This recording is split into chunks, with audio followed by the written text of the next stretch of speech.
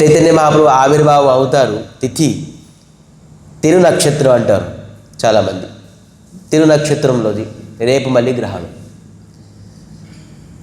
So మన అంతా అదృష్టం, మన హృదయాన్ని చైతన్య చంద్రం రావాలి.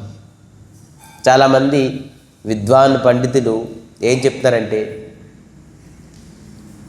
చైతన్య మహాప్రభు ఎప్పుడైతే ఆవిర్భావిస్తున్నారో, ప్రకటన అవుతున్నారో, కృష్ణ చైతన్య చంద్ర, చైతన్య చంద్రం అంటారు. చైతన్య చంద్ర ఎప్పుడైతే ప్రకటన అవుతున్నారో, ఈ చంద్రుడు దాగోపోయారు. నా అవసరం లేదు, ఇటువంటి చైతన్య మహాప్రభు ఆవిర్భావం అయిపోతే నా అవసరం ఏముంది అది ఇక్కడ, ఇతనితో జగతానికి ప్రకాశించేస్తారు అని దాగోపోయారు. చంద్రుడు గ్రహణం ఇతను ఆవిర్భావిస్తారని చెప్పేసి. సో రేపు మన హృదయంలోని మన శ్రీకృష్ణ చైతన్య మఠ్ గోసేవాశ్రమం, ఎస్కేసిఎం గోసేవాశ్రమంని రేపు చైతన్య మహాప్రభు ప్రకటన ఆవిర్భావిస్తారు. అందుకే గ్రహణం. రేపు తన ఆవిర్భావ ఉత్సవము, పుట్టినరోజు, జన్మదిన వేడుకలు, ప్రాకట్య దివసం అతి ఘనంగా మనం భయోపేతంగా తాళాలు మేళాలతో శుద్ధమైన హృదయంతో మనం ఎవరో భక్తులు రాకపోతే రెగ్యులర్గా వచ్చిన వాళ్ళు పిల్లలు రాకపోతే ఎవరు పుట్టినరోజు అయితే మనం కేక్ కట్ చేసి ఎంతో ఘనంగా స్వయంగా శ్రీకృష్ణ పరమాత్మ మనందరి గురించి వచ్చారు చైతన్య మహాప్రభుగాను. అతని గురించి అతను ఆవిర్భావం అయ్యారు. అటువంటి తిథికి మనం ఏ విధానంగానూ స్వాగతం పలికించాలి, అందరూ స్వాగతం పలికించాలి.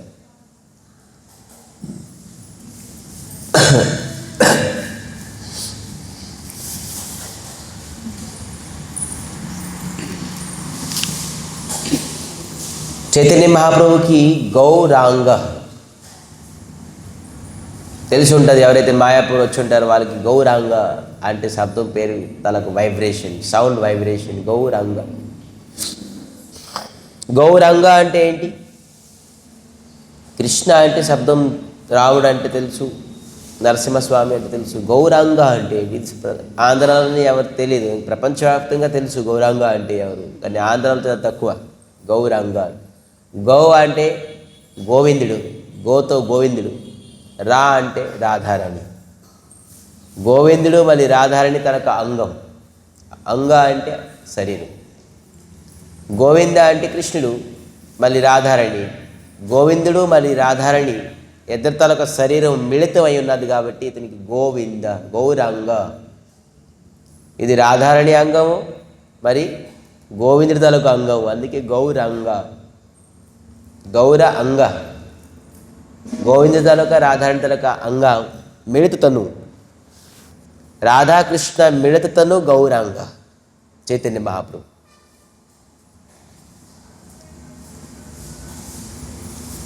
మహాప్రభు లీలలు చెప్పాలంటే అనేకం. కృష్ణుడు తాలూక లీలలు, రాముడు తాలూక లీలలు, నరసింహస్వామి తాలూక లీలలు మనం అనేక పురాణ శాస్త్రాలను చదువుకుంటాం, తెలుసుకుంటాం. ఆ పురాణం ఏంటి? నరసింహస్వామి గురించి తెలుసుకోవాలంటే మీరు భాగవతం చదవచ్చు, నరసింహ పురాణం కూడా చదవచ్చు. రాముడు గురించి తెలుసుకోవాలంటే రామాయణం, వాల్మీకి రామాయణం, తులసీదాస్ రాసిన రామాయణం చదవచ్చు. కృష్ణుని గురించి తెలుసుకోవాలంటే భాగవతం తెలుసుకోవచ్చు. అయితే ఈ గౌరాంగ మహాప్రభు గురించి శాస్త్రం ఏముంది, ఎక్కడ రాసి ఉన్నది మనకి తెలియదు. కానీ చైతన్య చరితామృతం అనే గ్రంథం, అది రచించేది ఎవరు? కృష్ణదాస్ కబిరాజ్ గోస్వామి మహారాజ్. ఇవన్నీ పేర్లు గుర్తుంచుకోవాలి. మనం వింటే కాదు, చైతన్య చరితామృతం, చైతన్య మహాప్రభుల యొక్క చరిత్ర మొత్తం రచించారు. ఇతను కృష్ణదాస్ కబిరాజ్ గోస్వామి మహారాజ్. ఇతను వ్యాసదేవుల తాలూకా స్వరూపము, వ్యాసదేవుల తాలూకా అంశము, వ్యాసదేవుల తాలూకా రూపము చైతన్య చరితామృతం రచించారు. ఎవరతను? కృష్ణదాస్ కబిరాజ్ గోస్వామి మహారాజ్. ఇది చైతన్య చరితామృతాచరు. చైతన్య భాగవతం అనే ఒక గ్రంథం ఉన్నది. ఇది కూడా మహాప్రభువులకు లీలలే. చైతన్య భాగవతంలోని చైతన్య మహాప్రభువులకు 24 సంవత్సరాల లీలలు ఉన్నది. అర్థమవుతుందా? చైతన్య మహాప్రభు ఈ జగత్తులోని 48 సంవత్సరాలు ఉన్నారు. కేవలం 48 సంవత్సరాలే. 24 సంవత్సరాలు గృహస్థాశ్రమంలో ఉంటూ 24 సంవత్సరాల తర్వాత సన్యాసి ఆశ్రమానికి వెళ్ళారు. గృహస్థాశ్రమంలో ఏవైతే లీలలు చేశారో అది చైతన్య భాగవతం. అది రాశారు ఎవరు? బృందావన్ దాస్ ఠాకూర్. బృందావన్ దాస్ ఠాకూర్ చైతన్య భాగవతాన్ని రాశారు. సన్యాసి లీల 24 సంవత్సరాల తర్వాత సన్యాసి ఎప్పుడైతే తీసుకున్నారో 24 సంవత్సరాల నుంచి 48 సంవత్సరాల నుంచి ఏవైతే లీలలు చేశారో అది చైతన్య చరితామృతం. అది కృష్ణదాస్ కవిరాజ్ గోస్వామి మహారాజ్ రాశారు. చైతన్య మంగల్ అనే ఒక గ్రంథం, అది కూడాను ఎవరు రాశారు? లోచన్ దాస్ ఠాకూర్. లోచన్ దాస్ ఠాకూర్ చైతన్య మంగల్.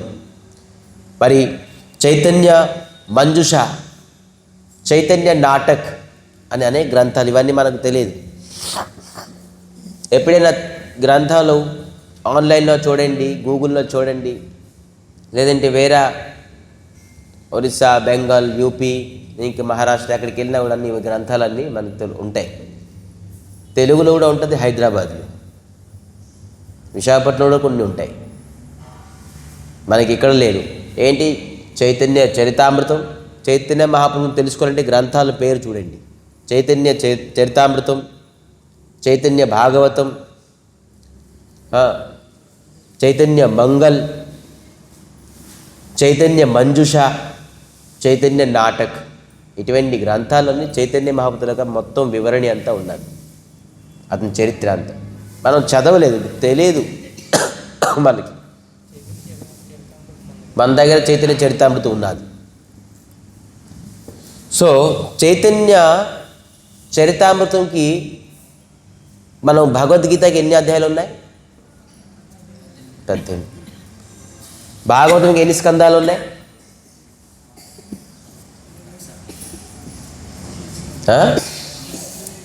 స్కందం, శ్లోకం కాదు. 12 స్కందాలు. చైతన్య చరితామృతకి 3 రకాలుగా విడిపాటు చేశాయి. దాని పేరేంటి? ఆది లీల, అంటే ప్రారంభమైన లీల అన్నమాట. ఆది అంటే ప్రారంభం. ఆది లీల, మధ్యలీల అంటే మధ్యలో, మరి అంతలీల. 3 రకాలుగా డివైడ్ చేశారు. ఇవన్నీ తెలుసుకోవాలి. ఇవన్నీ వొకాబులరీస్, ఇవన్నీ వర్డ్స్ అనేది తెలుసుకోవాలి. ఎవరైతే వాస్తవంగా కృష్ణ భక్తి తెలుసుకోవాలంటే, ఎవరైతే చైతన్య మహాప్రభు గురించి తెలుసుకోలేరో వాళ్ళు ఎప్పుడూ ప్యూర్ కృష్ణ భక్తులని స్టాండ్ అవ్వలేరు. కృష్ణ కాన్షియస్నెస్ని ప్యూరిటీ రావాలంటే ఖచ్చితంగా చైతన్య మహాప్రభు గురించి తెలుసుకోవాల్సిందే. అది ఎందుకంటే స్వయంగా కృష్ణుడే చైతన్య మహాప్రభుగా వచ్చి మొత్తం అంతా కృష్ణుని గురించి చెప్పున్నారు, ఎలాగ కృష్ణుని పొందాలి అని. సో ఆదిలీల, మధ్యలీల, అంతలీల, ఇది చైతన్య చరితామృతం. చైతన్య భాగవతానికి మొత్తం అంతాను 3 రకాలుగా డివైడ్ చేశారు. దీనికి ఏ ప్రకారంగా డివైడ్? ఆదిఖండ, మధ్యఖండ, శేషఖండ. ఇది ఈ ప్రకారంగా పేరు పెట్టారు. అదేంటి? ఆదిలీల, మధ్యలీల, అంతలీల. ఇదేంటి? ఆదిఖండ, మధ్యఖండ, శేషఖండ. ఖండగా పెట్టారు ఇది పేరు. ఈ విధానంగాను చైతన్య మంగళాన్ని 4 రకాలుగా డివైడ్ చేశారు. ఏంటిది? దీనికి సూత్ర ఒకటి, సూత్రఖండ, ఆదిఖండ, మధ్యఖండ, శేషఖండ. ఇది సూత్ర అనేది ఇదంటే జన్మ ప్రాకట్య లీల. చైతన్య భాగవతంలోని బాలలీలలో ఎక్కువ. ఇప్పుడు బాల్ఖండలో ఏముంటుంది? రామాయణంలోని బాల్ఖండ్ అని ఉన్నదిగా. బాల్ఖండ్లో ఏముంటుంది? బాల్యలీల అని. బాల్యలీలలో ఉంటుంది కాబట్టి బాలఖండ్ అని చెప్పారు. ఇది ఆదిలీల ఆదిఖండలోని సూత్రఖండలోని ఏంటి చైతన్య మహాప్రభు తాలూకా చిన్నప్పుడు తాలూకా లీల అని. ఒకరోజు చైతన్య మహాప్రభు పొద్దున్నే ఏడుస్తున్నారు. ఎన్ని వస్తువులు ఇస్తున్నారు ఆడుకోవడానికి, ఎంతమంది ఓదారిస్తున్నారు, తర్వాత ఎన్ని వస్తువులు ఆడుకోవడానికి ఇస్తున్నారు, ఎంత తిండి దమ్మరాలు ఏంటి. ఇతనికి కడుపులో ఏమైందని చెప్పేసి కొంతమంది వైద్యుల్ని పిలిపించారు కూడా. అప్పుడుతో నాడీ వైద్యం ప్రకారంగా అని ఎంత చెప్పినా కూడా చైతన్య మహాప్రభు అసలు ఏడడం మంచి చేయకుండా. అప్పుడుకి చైతన్య మహాప్రభుకి 4 years 5 years బిట్వీన్ ఉంటుంది. ఎందుకు ఏడుస్తున్నాడు చైతన్య మహాప్రభు చెప్తారు. గంగా తట్లోని 2 భక్తులు ఉన్నారు. వాళ్ళ ఇంట్లో ఏకాదశి ప్రసాదం ఉన్నది. ఆ ఏకాదశి ప్రసాదం నేను ఈరోజు తింటాను. ఈరోజు ఏకాదశి 5 years అంటే 5 years ఎవరికి ఏకాదశి పాటించారుగా చైతన్య మహాప్రభు. ఎవరో గంగా తట్లోని ఉన్నారు, అక్కడ 2 భక్తులు ఏకాదశి చేస్తున్నారు. ఆ ఏకాదశి ప్రసాదం అయితే నేను తింటాను తప్ప తినను. ఈరోజు ఏకాదశి అన్నం తినను. చైతన్య మహాప్రభు ఎవరు చెప్పారు? ఏం శిక్ష చూడండి. 5 yearsలోని ఎప్పుడైతే జగన్నాథ్ మిశ్రో సచిమాత ఎవరు ఉన్నారు అక్కడ మాకు తెలీదు. మేము ఎన్ని సంవత్సరాల నుంచి ఈ నది అన్న నవదీప్ధాబ్లో ఉన్నాం. అక్కడ అటువంటి ఎవరు లేరు. మహాప్రభు వాళ్ళ పేరు కూడా చెప్పారు. ఆ పేరు నేను విస్మృతి అయిపోయినాను. పేరు కూడా చెప్పారు అనుకుంటా, జగదీష్ దాస్ అని అనుకుంటా నేను. జగదీష్ దాస్ ఉన్నారు. వాళ్ళు ఏకాదశి చేస్తున్నారు. ఏకాదశి ప్రసాదం కూడా అయిపోయింది. వాళ్ళు ఆల్రెడీ కుకింగ్ అయిపోయింది. మీరు ఆ ప్రసాదం నేను తింటాను రా తిన్ను. అయితే చూద్దామని చెప్పేసి నెలిచేపటికి భార్యాభర్తలు 2 ఉన్నారు. ఏకాదశి ప్రసాదం ఉన్నది తీసుకొచ్చారు. అప్పుడు మహాప్రభు తిన్నారు. అప్పుడు ఏడుపు బంద్ చేశారు. నాకు ఏమొద్దు, ఏకాదశి రోజు నేను అన్నం తినను. ఇది కృష్ణ భక్తి నేర్పించే పద్ధతి. మహాపురుషులు ఇటువంటి బాలలీలను ఈ చైతన్య మంగళ్, చైతన్య భాగవతులని ఉన్నాయి. చైతన్య చరితామృతులని గంభీరమైన లీలలు. అయితే ఈరోజు మనం చిన్న టాపిక్ ఏంటి, ఒక దక్షిణ భారతంలోని ఒక పేద బ్రాహ్మణుడు, అతనికి ఏ ప్రకారంగా ధనము ఐశ్వర్యము ఏది లేదు. ఐశ్వర్యం ధనం ఏంటి, ఆహారానికి కూడా లేదు. ఈ విధానంగా పరిస్థితులు ఉన్నారు. ఎవరు? పేద బ్రాహ్మణుడు. అతని పేరు రామ్. అతని పేరే రామ్. ఎందుకు ఈ కథ చెప్తున్నానంటే చూడండి, చాలామంది దుఃఖంతో ఉంటారు.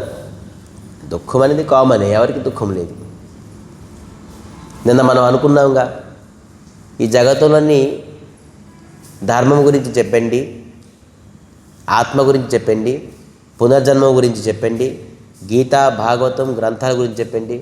ఇవన్నీ సోది, ఇవ సందేహం. ఎవరండి ఆత్మ ఉన్నదని ఎక్కడ చూసారండి ఆత్మ? ఈ ధర్మం ఇదే అంటారు, ఏదో బోల్డ్ ధర్మం అంటారు. ఈ ధర్మం ఆ ధర్మం ఆ ధర్మం అలాగే అంటారు. ఎవరు తెలిసిండి పునర్జన్మ ఉన్నదో లేదో? ఇవన్నీ సందేహం అయిన విషయాలే. కానీ ఒకటే వస్తువు జగత్తులోని సందేహం లేదు. దాంట్లోని అందరూ పకడ్బందీగా ఉంటారు, స్టాండ్ అయి ఉంటారు. ఏంటిది? దుఃఖం. దుఃఖం గురించి వచ్చేవాడికి అందరూ ఇది నిశ్చయమండి, కరెక్టే. దుఃఖం గురించి ఎవరికి సందేహం లేదు. ఎందుకంటే ప్రతి ఒంటిలోని, ప్రతి ఇంట్లోని, ప్రతి మనసులో కూడా దుఃఖం ఉన్నది. దుఃఖం లేపిన వ్యక్తి ఎవరు ఉన్నారా జగత్తులోని? కదాచిత్. అందుకే దుఃఖం పైన అందరికీ నమ్మకం ఉన్నది, విశ్వాసం ఉన్నది. మీరు ఎంత చెప్పిన దీని గురించి శాస్త్రం అవసరంలే, దీని గురించి ఎవరు చెప్పడం అవసరంలే, దీని గురించి ఏ ప్రకారంగా వేదాంతాలు చదవడం అవసరంలే. ఎందుకంటే ఇది అంతా స్వయంగా అనుభవించున్నారు కాబట్టి. అలాగే అందుకే ఈ కథ ఎంచుకున్నాను ఈరోజు. ఈ పేద బ్రాహ్మణుడు మహా దుఃఖం అప్పుడు అనేక దేవతలు, అనేక దేవులు, నరసింహస్వామి, ఇతనికి అతనికి దర్శించుకుంటారు, ఆరాధిస్తారు, పూజిస్తారు, బోళ్ళు పర్లేదు.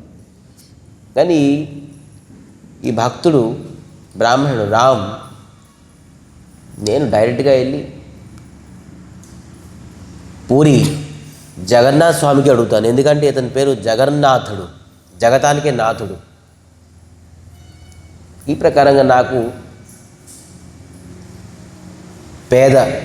పేదతనం అంటే లేని లోటు నాకు ఎందుకు తీసుకొచ్చారు.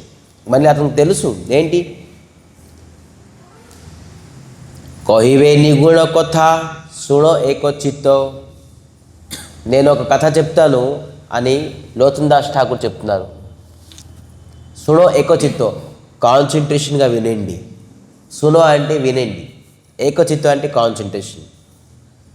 అధమ జనర మనే నాహయో ప్రతీతే, ఇది అధర్మం చేసిన వ్యక్తులకి, అభక్తులకి ఇది రుచి రాదు. నిద్ర వస్తుంది, ఆలస్యం వస్తుంది, బద్ధకం వస్తుంది, వెళ్ళిపోదాం అనిపిస్తుంది. ఇది అధమైన వ్యక్తులకి రుచి రాదు. ఎలాగొస్తుంది, వైష్ణవ జనమనే పరమ ఉల్లాసో, ఇది భక్తులకి పరమ ఉల్లాసంగా అనిపిస్తుంది. చెప్పండి ఏంటి ఆ కథ? ఎవరు అది? రాముడు. రామ్ అని పేరు పేద బ్రాహ్మణుడు ఏం చేశాడు? అతనికి తిండి లేదు, ఆహారం లేదు, ఇంత లేనివాడు పేదవాడు ఏం చేశాడు? ఎందుకంటే దుఃఖం అందరికీ ఉందిగా. అతనికి తిండి లేదని దుఃఖము, కొంతమందికి బట్టలు లేవని దుఃఖం, కొంతమందికి ఉద్యోగం లేదని దుఃఖం, కొంతమందికి భార్య లేదని దుఃఖం, కొంతమందికి పిల్లలు లేరని దుఃఖం, కొంతమందికి భార్య ఉన్నదని కూడా దుఃఖం. ఇది ఎక్కువగా ఉంటుంది. అరే కొంతమందికి పిల్లలు లేదని, అరే అంటే నిరాట సత్యాలన్నీ బయటకు వచ్చేస్తున్నాయి, కంట్రోల్ చేసుకోవాలి. వైష్ణవ జనం అనే పరమ ఉల్లాసం, ఇది భక్తులకి పరమ ఉల్లాసంగా ఉంటుంది. చెప్పండి స్వామి ఏం కథ అది? ఆ రామ్ ఏం చేశారు అంత దుఃఖంలోని? ఈ కథ నవ్వేది కాదు, మనం కూడా దుఃఖం అయినప్పుడు మనం ఏమి చేయాలి అది క్వశ్చన్ మార్క్. ప్రశ్న మన మైండ్లో పెట్టుకోవాలి. ఆ రామ్ ఏం చేశారు, నేను అది ఫాలో అవ్వాలి. అతను దుఃఖం ఎలా దూరం చేశారు భగవంతుడు, ఎలా దుఃఖం దూరం అయింది అని ఉల్లాసం, ఎంథూజిటిక్, నేను అది వింటాను, తెలుసుకుంటాను. అందుకే ఈ కథ ఈరోజు. నిన్న ఎవరైనా కథ విన్నారా? నిన్న కథ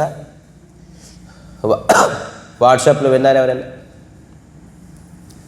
ఇక్కడ ఉన్నవారు ఎవరైనా విన్నారు? లేరు. నిన్న ఆప్షన్. నిన్న చైతన్య మహాప్రభు, కృష్ణుడే స్వయంగా చైతన్య మహాప్రభు అని చెప్పేసి కొన్ని ప్రూఫ్స్ ఇచ్చాం. తక్కువ ఒక 10-12 పురాణంలోని చైతన్య మహాప్రభు గురించి, పద్మ పురాణం,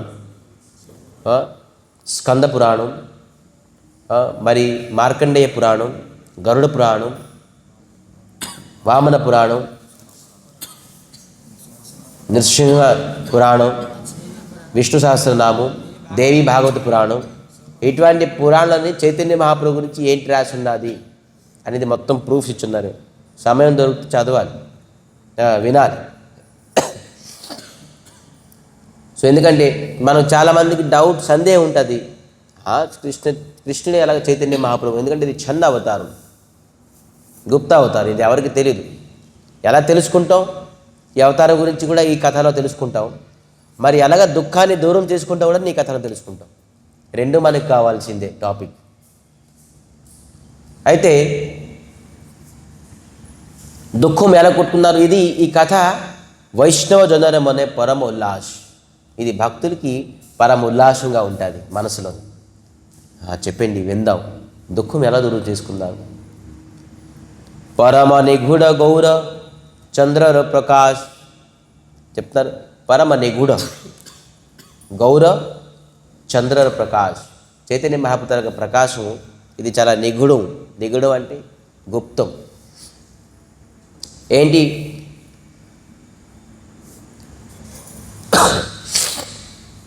వైష్ణవులు, భక్తులు, భగవంతుని పైన ఉన్న నమ్మకం, రసిక భక్తి. రసిక భక్తి అంటే తెలుసా? రసిక అంటే ఏంటి? ఇతనికి తిండి పైన ఎక్కువ రసికం, డబ్బు పైన ఎక్కువ రసికం, భక్తులు భగవంతుల పైన ఎక్కువ రసిక. ఆ రసమే తీసుకుంటాడు తను. అందుకే అతను అటువంటి భక్తులు రసిక అంటారు. రసిక భక్తుడు భగవంతుడి తనక గుప్తమైన లీలాల్ని, భగవంతుడి తనక మధుర లీలాల్ని స్మరిస్తూ కీర్తిస్తుంటాడు. అటువంటి వ్యక్తికి రసిక భక్తులు అంటారు. ఇటువంటి భక్తులకి ఇది చాలా ఉల్లాసంగా అనిపిస్తుంటుంది. సో ఈ దక్షిణ భారత్లోని వెళ్ళి పూరి జగన్నాథ స్వామిని దర్శించుకోవడానికి వెళ్ళారు. అక్కడ అడుగుతున్నారు, మళ్ళీ ఏమంటున్నారు, పూర్వజన్మ కైలుమై అనేక అధర్మ.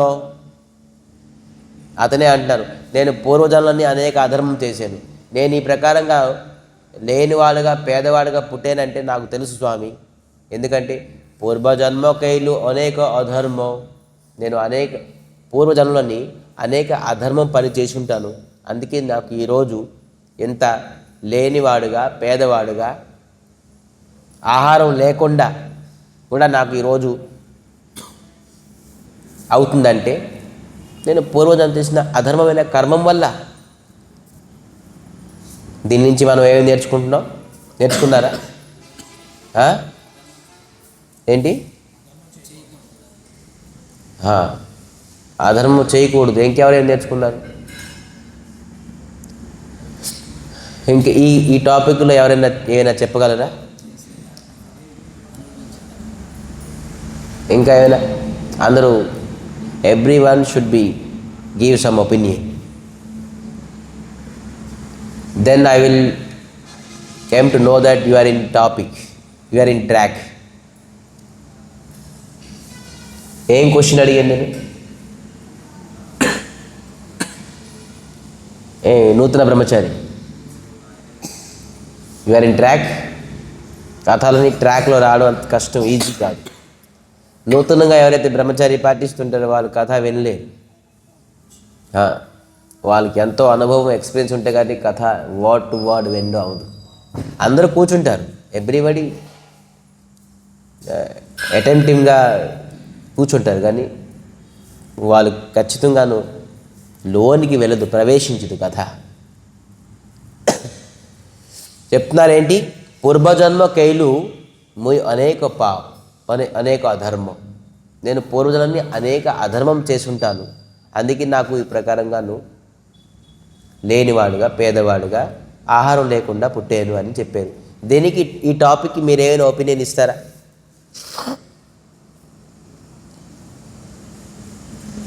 అనేక ఒపీనియన్స్ ఉన్నాయి, కానీ నాకు కరెక్ట్ ఒపీనియన్ నాకు కలిగిన నా మనోభావానికి కలిగిన టాపిక్ ఎవరైనా ఇస్తారేమో అని ఎదురు చూస్తున్నాను నేను. Anybody else?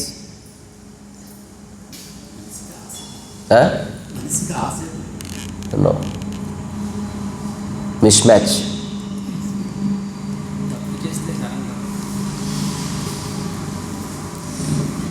So okay, time waste చేసుకోకుండా నేనే చెప్పేస్తాను, ఎందుకంటే మీరు నా మనోభావాలని తెలుసుకోవాలని తెలిసిపోయింది నాకు. సో ఎవరైతే దుఃఖం అనుభవిస్తున్నారో దాని అర్థం ఏంటి? నేను పూర్వం జన్మ చేసిన కర్మము అని మనం తెలుసుకోవాలి. అది ఒక వ్యక్తికి, ఒక స్త్రీకి పుత్రుల వల్ల నేను దుఃఖం పొందుతున్నాను, స్త్రీ వల్ల దుఃఖం పొందుతున్నాను, తల్లిదండ్రుల వల్ల దుఃఖం పొందుతున్నాను, పక్కోడి వల్ల దుఃఖం పొందుతున్నాను, రిలేటివ్స్ వల్ల దుఃఖం పొందుతున్నాను, నా మేనేజర్ వల్ల నేను దుఃఖం పొందుతున్నాను. ఎవరికి మనం దోషం ఇవ్వడం అవసరం లేదు. ఇది ఫస్ట్ పాయింట్. ఇది భక్తులకు కొన్ని లక్షణం. ఈరోజు నేను దుఃఖం పొందుతానంటే అతను ఎవరికి నిందించలే. ఇదేమంటారు? పూర్వజన్మ కైలు మొయ్ అనేక అధర్మం, నేను అధర్మం చేశాను కాబట్టి ఈరోజు నేను పాపము, ఈరోజు నేను దుఃఖం అనుభవిస్తున్నాను. ఇది సిద్ధాంతం. ఇది ఇది భక్తులే కేవలం తెలుసుకోగలం. మనం దుఃఖం అనుభవిస్తున్నాం అంటే ఖచ్చితంగా మనం అటువంటి కర్మం చేసాం కాబట్టి దుఃఖం అనుభవిస్తున్నాం. ఊరికనే మనకి దుఃఖం ఇవ్వరు భగవంతుడికి ఏమవసరం మనకి దుఃఖం ఇవ్వాలని? భగవంతుడికి అవసరం లేదు మనకు సుఖం కూడా ఇవ్వాలని, ముందుకు వస్తుంది. సో దుఃఖం వచ్చినప్పుడు, కష్టం వచ్చినప్పుడు ఎవరికి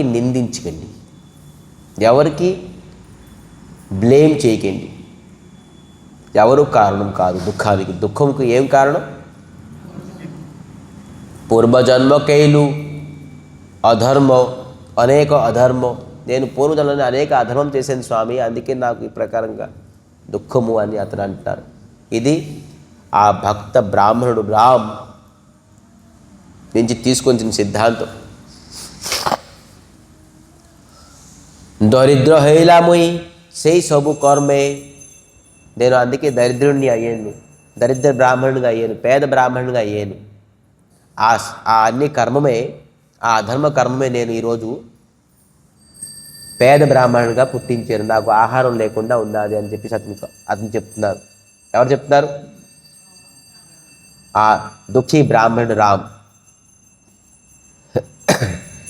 ఇది కర్మ విధానం, ఇది కర్మ సిద్ధాంతం, ఇది ఒక సిద్ధాంతం. ఇటువంటి సిద్ధాంతాన్ని ఎవరు కట్ చేయలేరు. ఇది కర్మ సిద్ధాంతం. ఈరోజు మనం ఇక్కడ కూర్చున్నామంటే దానికి కూడా ఒక కర్మ సిద్ధాంతం ఉన్నది. మన ఇష్టంతో మనం ఇక్కడ కూర్చోలే. ఓకే, నేను ఎలా తింటాను, ఎలాగ నేను దుఃఖం నుంచి, అసలు శరీరం ఉంటే కదా నేను బ్రాహ్మణ కర్మం చేస్తాను, బ్రాహ్మణ ధర్మం. శరీరం లేకపోతే ధర్మాన్ని ఎలాగా మనం పాటిస్తాం? ఎందుకంటే ధర్మము శరీరం మాధ్యమం వల్లే మనం ఆచరించగలం. శరీరం లేకపోతే ధర్మం ఎక్కడ ఆచరించగలం? నాకు తిండికి ఆహారం లేదు, మళ్ళీ నేను బ్రాహ్మణ కర్మము బ్రాహ్మణ ఉక్తి ఎలా చేస్తాను అని చాలా డిప్రెస్ అయ్యి ఇతను వెళ్ళిపోయారు. పూరిధామ్ శ్రీ జగన్నాథ్ స్వామికి. మనం ఈ మన 2 మంత్లో 2 టైమ్స్ వెళ్ళి వచ్చేసాం. మహాప్రసాదం కూడా తీసేసుకున్నాం. అద్భుతమైన ప్రసాదం అది. ఎవరు ఈసారి ఇంకా అద్భుతంగా ఉండేది. కొంతమంది మిస్ అయిపోయారు, టికెట్ కూడా మిస్ అయిపోయింది. మహాప్రసాదం. పూరి దర్శనం ఒక ఎత్తు, ప్రసాదం ఒక ఎత్తు. దర్శనం కంటే ప్రసాదం ఇంకా బాగుంటుంది. దర్శనంలోని అందరూ తోస్తుంటారు, కానీ చక్కగా కూర్చొని తినే ప్రసాదం ఎంత ప్రశాంతం కాదు. అది కూడా జగన్నాథ స్వామి, భగవతుడి ప్రసాదం వేరే కాదు. పూర్వజన్మని మనం భక్తుల పైన అపరాధం, నామం పైన అపరాధం, సేవా అపరాధం, నామ అపరాధం, భక్తుల దగ్గర అపరాధం. భక్తులు అరుస్తుంటారు, పట్టించుకోరు చాలామంది. అపరాధం భక్తాపరాధం అంటారు. భక్తాపరాధం, నామాపరాధం, సేవా అపరాధం, ప్రసాద అపరాధం. ప్రసాదంకి ఎంచడం, ప్రసాదం పారడం, ప్రసాదం ఉప్పు లేదు కారం లేదు అని చెప్పడం, ప్రసాదానికి నమస్కరించుకొని తినడం, ఇవన్నీ ప్రసాదంలో అపరాధం. ఈ అపరాధం వల్ల అతనికి ఎప్పుడు భగవంతుడి పైన భక్తి, నమ్మకము, విశ్వాసం కలగదు. అందుకే భక్తుడి దగ్గర నామం చేసినప్పుడు, కీర్తనం చేసినప్పుడు, సేవించినప్పుడు, ప్రసాదం దగ్గర చాలా జాగ్రత్తగా ఉండాలి. అపరాధం ఎలాగ అవ్వకూడదు. ఎందుకంటే ఎక్కడైనా అపరాధం అయినా అనుకోండి, మనకి భగవంతుడి పైన విశ్వాసం, నమ్మకం కలగదు. చాలామందికి గురుగారు వస్తారు, హరినామం తీసుకోండి చేయండి అంటే ఇప్పుడు అవదండి, మాకు కష్టం తీసుకోండి. ఎందుకంటే నమ్మకం లేదు గురుపతి వాళ్ళకి. గురుపతి నమ్మకం లేదు, భగవంతుడి నమ్మకం లేదు. గురుగారు నాకు పిలుస్తున్నారు, గురుగారు నాకు స్వీకరిస్తున్నారు అని. పూర్వం గురువును, సద్గురువు నరకాలంటే ఒక వ్యక్తి ఎంత తన కింద తపస్సు చేసుకోవాలి. ఇప్పుడు గురుగారు వస్తారు, వైష్ణవ జనంలో భక్తులు వెళ్ళి గురు దగ్గర పాదం దగ్గర పడేస్తున్నారు, మీరు వెళ్ళి గురు శరణం తీసుకోండి, అప్పుడే మీరు భగవత్ ప్రాప్తి అవుతారు, విశ్వాసం కలుగుతుంది, నమ్మకం కలుగుతుంది, పోండి. నేను ఇప్పుడు తీసుకోను సమయం ఉండాలి అంటే వాళ్ళు వైష్ణవుల దగ్గర అపరాధం, నామం పైన అపరాధం, ఇవన్నీ. ఇది ఎవరికి నిందించుకుండి నేను చెప్పుకున్నాను. సిద్ధాంతం ఇది, సిద్ధాంతం. ఎవరికి గురువు పైన ఆసక్తి అవ్వాలంటే అతను భగవంతుడి పైన ఆసక్తి లేదు. గురువు పైన ఆసక్తి ఎవరికి లేదు, అతను భగవంతుడిని పొందాలని ఆసక్తి లేదు. అతనికి కేవలం ఏదో భక్తిలో ఉందాం, సొసైటీలోని మంచిగా ఉందాం, మంచిగా బతుకుదాం అనేట్టుగా ఒకటి ఉన్నది. కానీ నేను ఈ జీవితంలోనే నేను భగవత్ పొందుతాను అని ఆకాంక్ష ఉన్నది కదా, ఆ ఆకాంక్ష లేదు ఎవరికి. ఆ ఆకాంక్ష, ఆ పట్టుదల, ఆ రసం ఆ పట్టుదల ఎవరికైతే ఉన్నదో అతనే గురు శరణం కోరుకుంటారు, సద్గురుని నెరుగుతారు. కాకపోతే అటువంటివి ఎవరికైతే భగవత్ ప్రాప్తి అవడానికి ఇంట్రెస్ట్ లేదు, ఇష్టం లేదు, అతనికి భగవంతుడి అవసరం లేదు. సంసారిక కర్మము జంజాలంతో గురుని పక్కన పెట్టడం, నామాన్ని పక్కన పెట్టడం, సేవని పక్కన పెట్టడం, ప్రసాదాన్ని పక్కన పెట్టడం ఇది కాదు. ఇదేం చెప్తున్నారు? ఇప్పుడు నేను ఈ దుఃఖం అనుభవిస్తుంటే దానికి పూర్వనంతరం కర్మము. ఇప్పుడు కర్మం నేనేం చేయాలి? గురు శరణం తీసుకోవాలి, నామాశ్రయం తీసుకోవాలి, భాగవత ఆశ్రయం తీసుకోవాలి, ప్రసాదం సేవించాలి, అపరాధం ఇప్పుడు అట్లీస్ట్ మనం చేయండి. అట్లీస్ట్ నెక్స్ట్ జన్మ పనికి వస్తుంది. పూర్వజన్మ కర్మ గురించి ఈ జన్మ ఎందుకు కర్మం నష్టం చేసుకుంటున్నాం మనం? అది ఎప్పుడు వస్తుంది ఆ చింతన? ఆ చింతన రావాలి. బ్రాడ్ అంటే ఏంటి? మన చింతన చాలా నేరో అండ్ బ్రాడ్. బ్రాడ్కి ఏమంటారు తెలుగులో? విస్తారం. మన చింతన ఆ ప్రకారం విస్తారంగా ఉండాలి. నేరో ఉండకూడదు, తక్కువగా ఉండకూడదు. ఇది ఎవరి చింతన విస్తారంగా ఉంటుందో, పెద్దగా ఉంటుందో, ఆలోచన చాలా దూరంగా ఉంటుందో, భవిష్యత్తు దూరం, అటువంటి వ్యక్తులు స్వీకరిస్తారు. చిన్న చిన్న భవిష్యత్తు, రేపు ఏమవుతుందో, ఎల్లుండి ఏమవుతుందో, సంవత్సరం తర్వాత ఏమవుతుందో, 2 సంవత్సరాల తర్వాత ఏమవుతుందో, అటువంటి వ్యక్తులు ఈ విషయాల గురించి ఆలోచించరు. గురు శరణం తీసుకుందాం, నామాన్ని చేద్దాం, భక్తి చేద్దాం, ఇవన్నీ వాళ్ళకి అవసరం లేదు. 1 2 3 4 10 ఇయర్స్కి ప్రాఫిట్ ఆలోచించిన వ్యక్తులకి వాళ్ళకి ఇవన్నీ అవసరం లేదు. ఎవరైతే దూరచింతన చేస్తారో, నేను ఈ జన్మలోని అంతిమ క్షణంలో నేను స్వామి పాదాలని చేరుకుంటాను అని పట్టుదల ఉన్న వ్యక్తులు వాళ్ళకి కావాల్సిన ఇవన్నీ నేను నామము, సేవ, ప్రసాదము, గురు శరణము. సో అందుకే గురు శరణం తీసుకోవడం అంత సరళం కాదు. వైష్ణవులు అందరూ కృప చేసి, ఇదే కృప. కృప అంటే ఏంటి? అనుగ్రహం అంటే ఏంటి అనుకుంటున్నారు? మీ ఇంట్లో పునాది తవ్వితే లంకి బిందులు దొరకడమా? లంకి బిందులు దొరికిపోయావు అనుకోండి అనుగ్రహం అనుకుంటున్నారా?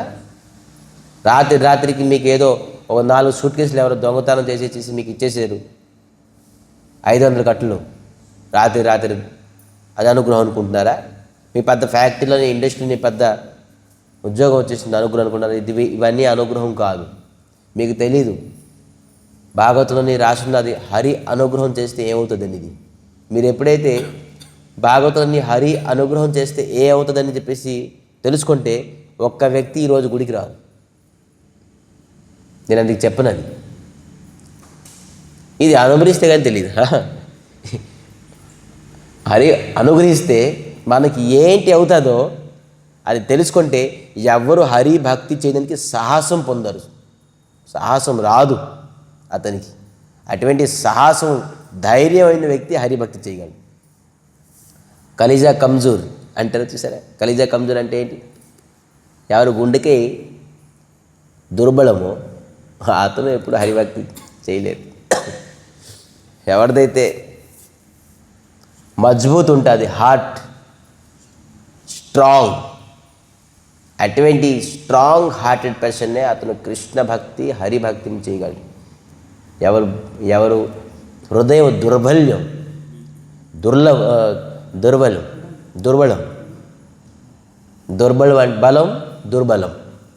దుర్బలం అటువంటి వ్యక్తి హరిభక్తి ఎప్పుడు చేయలేరు. హరి శరణం కోరుకోలేరు అసలు. అటువంటి హార్ట్ ఉండాలి అడిగి, అటువంటి హృదయం ఉండాలి, అటువంటి స్ట్రాంగ్ డెడికేటెడ్ హార్ట్ ఉంటే కానీ అతను హరి శరణం తీసుకోలేరు. ఓకే, ఈ పేద బ్రాహ్మణుడు రామ్ ఏదైనా సరే జగన్నాథ స్వామిని ఈరోజు నేను అడగాలి. చింతితే విప్రో పాయిలా ప్రతీకార్. చింతించే నేను ఏం చేస్తే నేను నీ దుఃఖం నుంచి బయటికి రాగలను. పాయిలా ప్రతీకార్ అంటే ఆప్షన్ దొరికింది. చింతిస్తున్నారు, నేను ఈ పేదతనం నుంచి నేను బయటికి ఎలాగ రాగలను. చింతించారు ఒక ఆప్షన్ వచ్చింది. పాయిలా ప్రతీకార్ ప్రభు బినా నా రఖో కేహో తుయి గుంచాయిలో, కేహో నా గుంచాయిలో, ప్రభు బినా నా కేహో గుంచాయిలో. ప్రభు తప్ప, శ్రీహరి తప్ప నా దుఃఖాన్ని ఎవరు దూరం చేయలేరని కాన్ఫిడెన్స్గా వచ్చేసారు. చూడండి, ప్రభు బినా నా గుంచాయిలో దుఃఖో ప్రభువు తప్ప నాకు ఇంకా ఎవరూ నా దుఃఖాన్ని తొలగించలేరు అని స్ట్రాంగ్ డెడికేషన్. ఇది అతనిలో ఉన్న positive strong dedicated heart person. నాకు కష్టం వచ్చింది రానియండి, స్వామి రక్షిస్తు. రాఖే హరితో మారే కోన్, మారే హరితో రాఖే కోన్. నాకు హరి బాధ ఇవ్వాలి, దుఃఖం ఇవ్వాలనుకుంటే, నా కర్మం అటువంటి ఉంటే నాకు దూరం చేసేవని ఎవరు లేరు ఈ దుఃఖం నుంచి. ఒకవేళ హరి కాపాడనుకుంటే నా కర్మము ఎటువంటివైనా కూడా నన్ను ఖచ్చితంగా హరి రక్షిస్తాడు. అది ఎలా తలకిందులుగా బ్రహ్మ రాసిన ఎటువంటి బ్రహ్మరాత అయినా కూడాను బ్రహ్మరాతని కూడా తొలగించే శక్తి శ్రీహరిది ఉన్నది. ఒక ఉంగరం, ఒక స్టోన్, ఒక తాబీజీ చెప్పకూడదు ఇంకా, దానికి శక్తి ఉన్నది. దానికి ఆ శక్తికి మనం నమ్ముతాం. శ్రీహరితలో శక్తికి మనం నమ్మమా? ఈ స్టోన్లోని మరి విభూతిలోని మరి ఇంకా ఇతర వస్తువులు చాలామంది సోకాల్డ్ సొసైటీలో చెప్తున్నారు, ఇది వేసుకుంటే మీ దుఃఖం పోతుంది, ఇది వేసుకుంటే మీ కష్టం పోతుంది, ఈ యంత్రాలు ఈ తంత్రాలు ఈ మంత్రాలు చేయండి బోల్డ్ పోతాయని ఈ తంత్రాలు మంత్రాలు విభూతి తాబేజీలకి నమ్ముతున్నారు. ఈ అఖిల బ్రహ్మాండ సృష్టికర్త అన్ని శక్తికి శక్తి ఎవరికైతే ఈ బ్రహ్మరాతని కూడా రాశాడు అతను శ్రీహరిని నమ్మలేకపోతున్నావా? శ్రీహరితో శక్తి మనకి తెలియదు. బ్రహ్మ రాసిన తర్వాత బ్రహ్మ తలరాత కూడా ఎవరు రాశారు? బ్రహ్మ మనం తలరాత రాశారని చెప్పి చెప్తాం మనం, బ్రహ్మ రాసిన రాత ఇదని. బ్రహ్మ తలరాతకి ఎవరు రాశారు? శ్రీహరి. అటువంటి హరిని మనం నమ్మలేకపోతున్నాం. అటువంటి శక్తి జార్ శక్తి అయితే సబార్ శక్తి. ఎవరి శక్తి వల్ల అందరికీ శక్తి ఉన్నది. అటువంటి శక్తిని నమ్మండి. ఈ క్షుద్ర శక్తులు, ఈ క్షణశక్తులు, ఈ ప్రకారంగా తంత్రిక మంత్రిక, ఈ ప్రకారంగా స్టోన్స్, ఈ శక్తిని కాదు మనకి కావాల్సింది, మనకి హరిశక్తి. అందుకే చెప్తున్నారు ఏంటి, ప్రభు బినా నా రఖో కేహో దుఃఖో గుంచాయివో. ప్రభు బినా ఈ స్వామి భగవంతుడు శ్రీకృష్ణ పరమాత్మ తర్వాత తనకు ఎవరు దుఃఖాన్ని విముక్తి చేయలేరు అని చెప్పేసి చెప్తున్నారు. ఈ పాపం తాలూకా ఈ కర్మం తాలూకా సిద్ధాంతం చాలా కఠినమైనది. ఇది ఎవరు అర్థం చేసుకోలేరు. ఇది పాపము బీజము, ఆ బీజమై మొక్కై, ఆ మొక్కై చెట్టు అయి, ఆ చెట్టు పెద్ద వృక్షమై, ఆ వృక్షం అనేక ఫలాలు ఇస్తుంది. ఇది ఇప్పుడు కాదు. మామిడి చెట్టు వేసాం, కొబ్బరి చెట్టు వేస్తే 5 yearsకి వస్తుందండి. ఎన్ని ఇయర్కి వస్తుంది? 7 years అయిపోతుంది. కొబ్బరి మొక్క వేస్తే 7 years అవుతుంది. మామిడి మొక్క వేస్తే వెళ్ళిపోయారు. అతను ఫుల్ నాలెడ్జ్ ఉంది, అతను వెళ్ళిపోయారు బయటికి. ఏమన్నా సిని గారు ఎన్ని ఇయర్స్? 5 సంవత్సరాలకి మొక్క వేస్తే 5 సంవత్సరాల తర్వాత పండు ఇస్తుంది. అయితే మీరు చేసిన కర్మము ఎంత త్వరగా పండు ఇచ్చేస్తుంది అనుకున్నారా? ఇది బీజమై, ఈ బీజము మొక్కై చెట్టై వృక్షమై ఎన్ని ఫలాలు. దాంట్లోని ఒక చిన్న ఫలం ఈరోజు అనుభవిస్తున్నాం మనం. ఈ దుఃఖం ఒక చిన్న ఫలం. అలాగ బోలు వృక్షం నిండా ఫలాలే. ఈ ఈ వృక్షాన్ని మూలం నుంచి కట్ చేయాలి. కొమ్మలు నరకాలి, మొత్తం చెట్లు నరకాలి. ఆ చెట్లన్నీ నరికినప్పుడు ఎన్ని పండులు పడతాయి తెలుసా? ఈ వృక్షం నిండా పండే. ఏం పండు అది? దుఃఖము సుఖము రెండు కూడా ఉంటాయి. దుఃఖము సుఖము ఈ రెండు పళ్ళే. ఈ కర్మం తాలూకా వృక్షం ఈ బీజం నుంచి వచ్చిన సుఖము దుఃఖము రెండు పళ్ళే. సుఖము వస్తుంది, దుఃఖము వస్తుంది. దుఃఖం తాలూకా పండు వస్తుంది, రాలుతుంది. మరి సుఖం తాలూకా పండు కూడా రాలుతుంది. ఈ మొత్తము నష్టం చేయాలంటే, మొత్తం వృక్షాన్ని మూలంతో లాగేయాలంటే మనం ఏం చేయాలి? అదే తెలివైన వ్యక్తి. మనకెందుకు బాబు, ఒక పండు తింటాం చేదుగా ఉంది, వేస్ట్. ఇంకో పండు తింటాం తీగా ఉంది, ఓకే. మళ్ళీ తింటే చేదు. ఈ చేదు వద్దు, తీపి వద్దు, మనకి ఈ పండే అవసరం లేదు. ఇంకా పండు కూడా అవసరం లేదు, బాధపడడం అవసరం లేదు మనకి. సుఖం వద్దు, దుఃఖం వద్దు. ఏం కావాలి?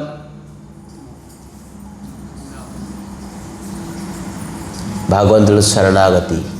ఎప్పుడు నా దుఃఖము సుఖము,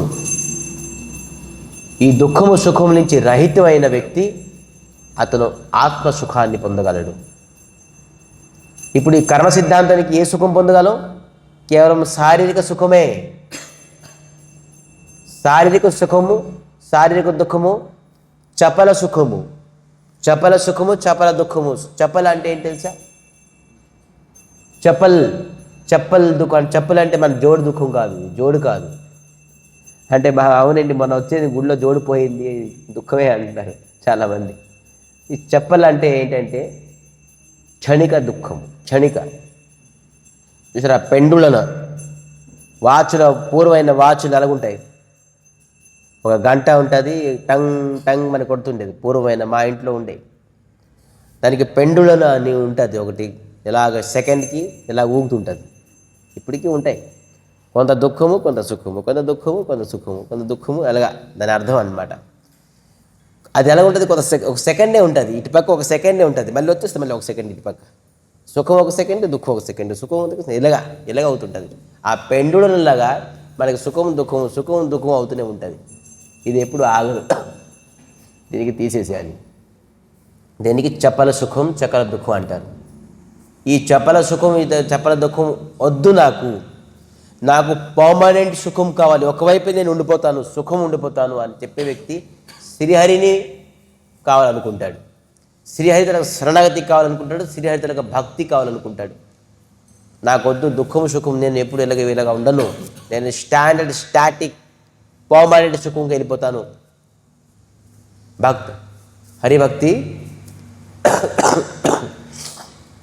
హరిభక్తి విలాస్, భక్తి రసామృత సింధులో ఉన్నది.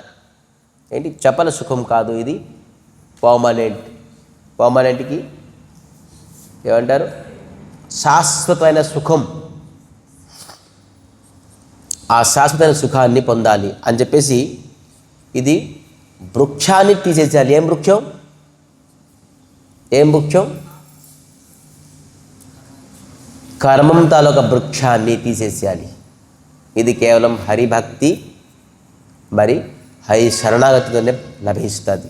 ఇంకా ఎవ్వరి వల్ల, దేని వల్ల అవ్వదు. స్టోన్ వేసుకోవడం వల్ల, విభూతి పెట్టుకోవడం వల్ల, యంత్రాలు తంత్రాలు మంత్రాలు పట్టుకోవడం వల్ల మీకు ఏమి అవ్వదు. హరిభక్తి. సో ఈ ప్రకారంగా వేదం చెప్తుందండి, క్రమేణ ఏవ హి ప్రళయతే. క్రమే ఈ వృక్షము ఒకటేసారి నష్టమైపోదు. క్రమేణ మెల్లిమెల్లిగా కట్ అవుతుంది.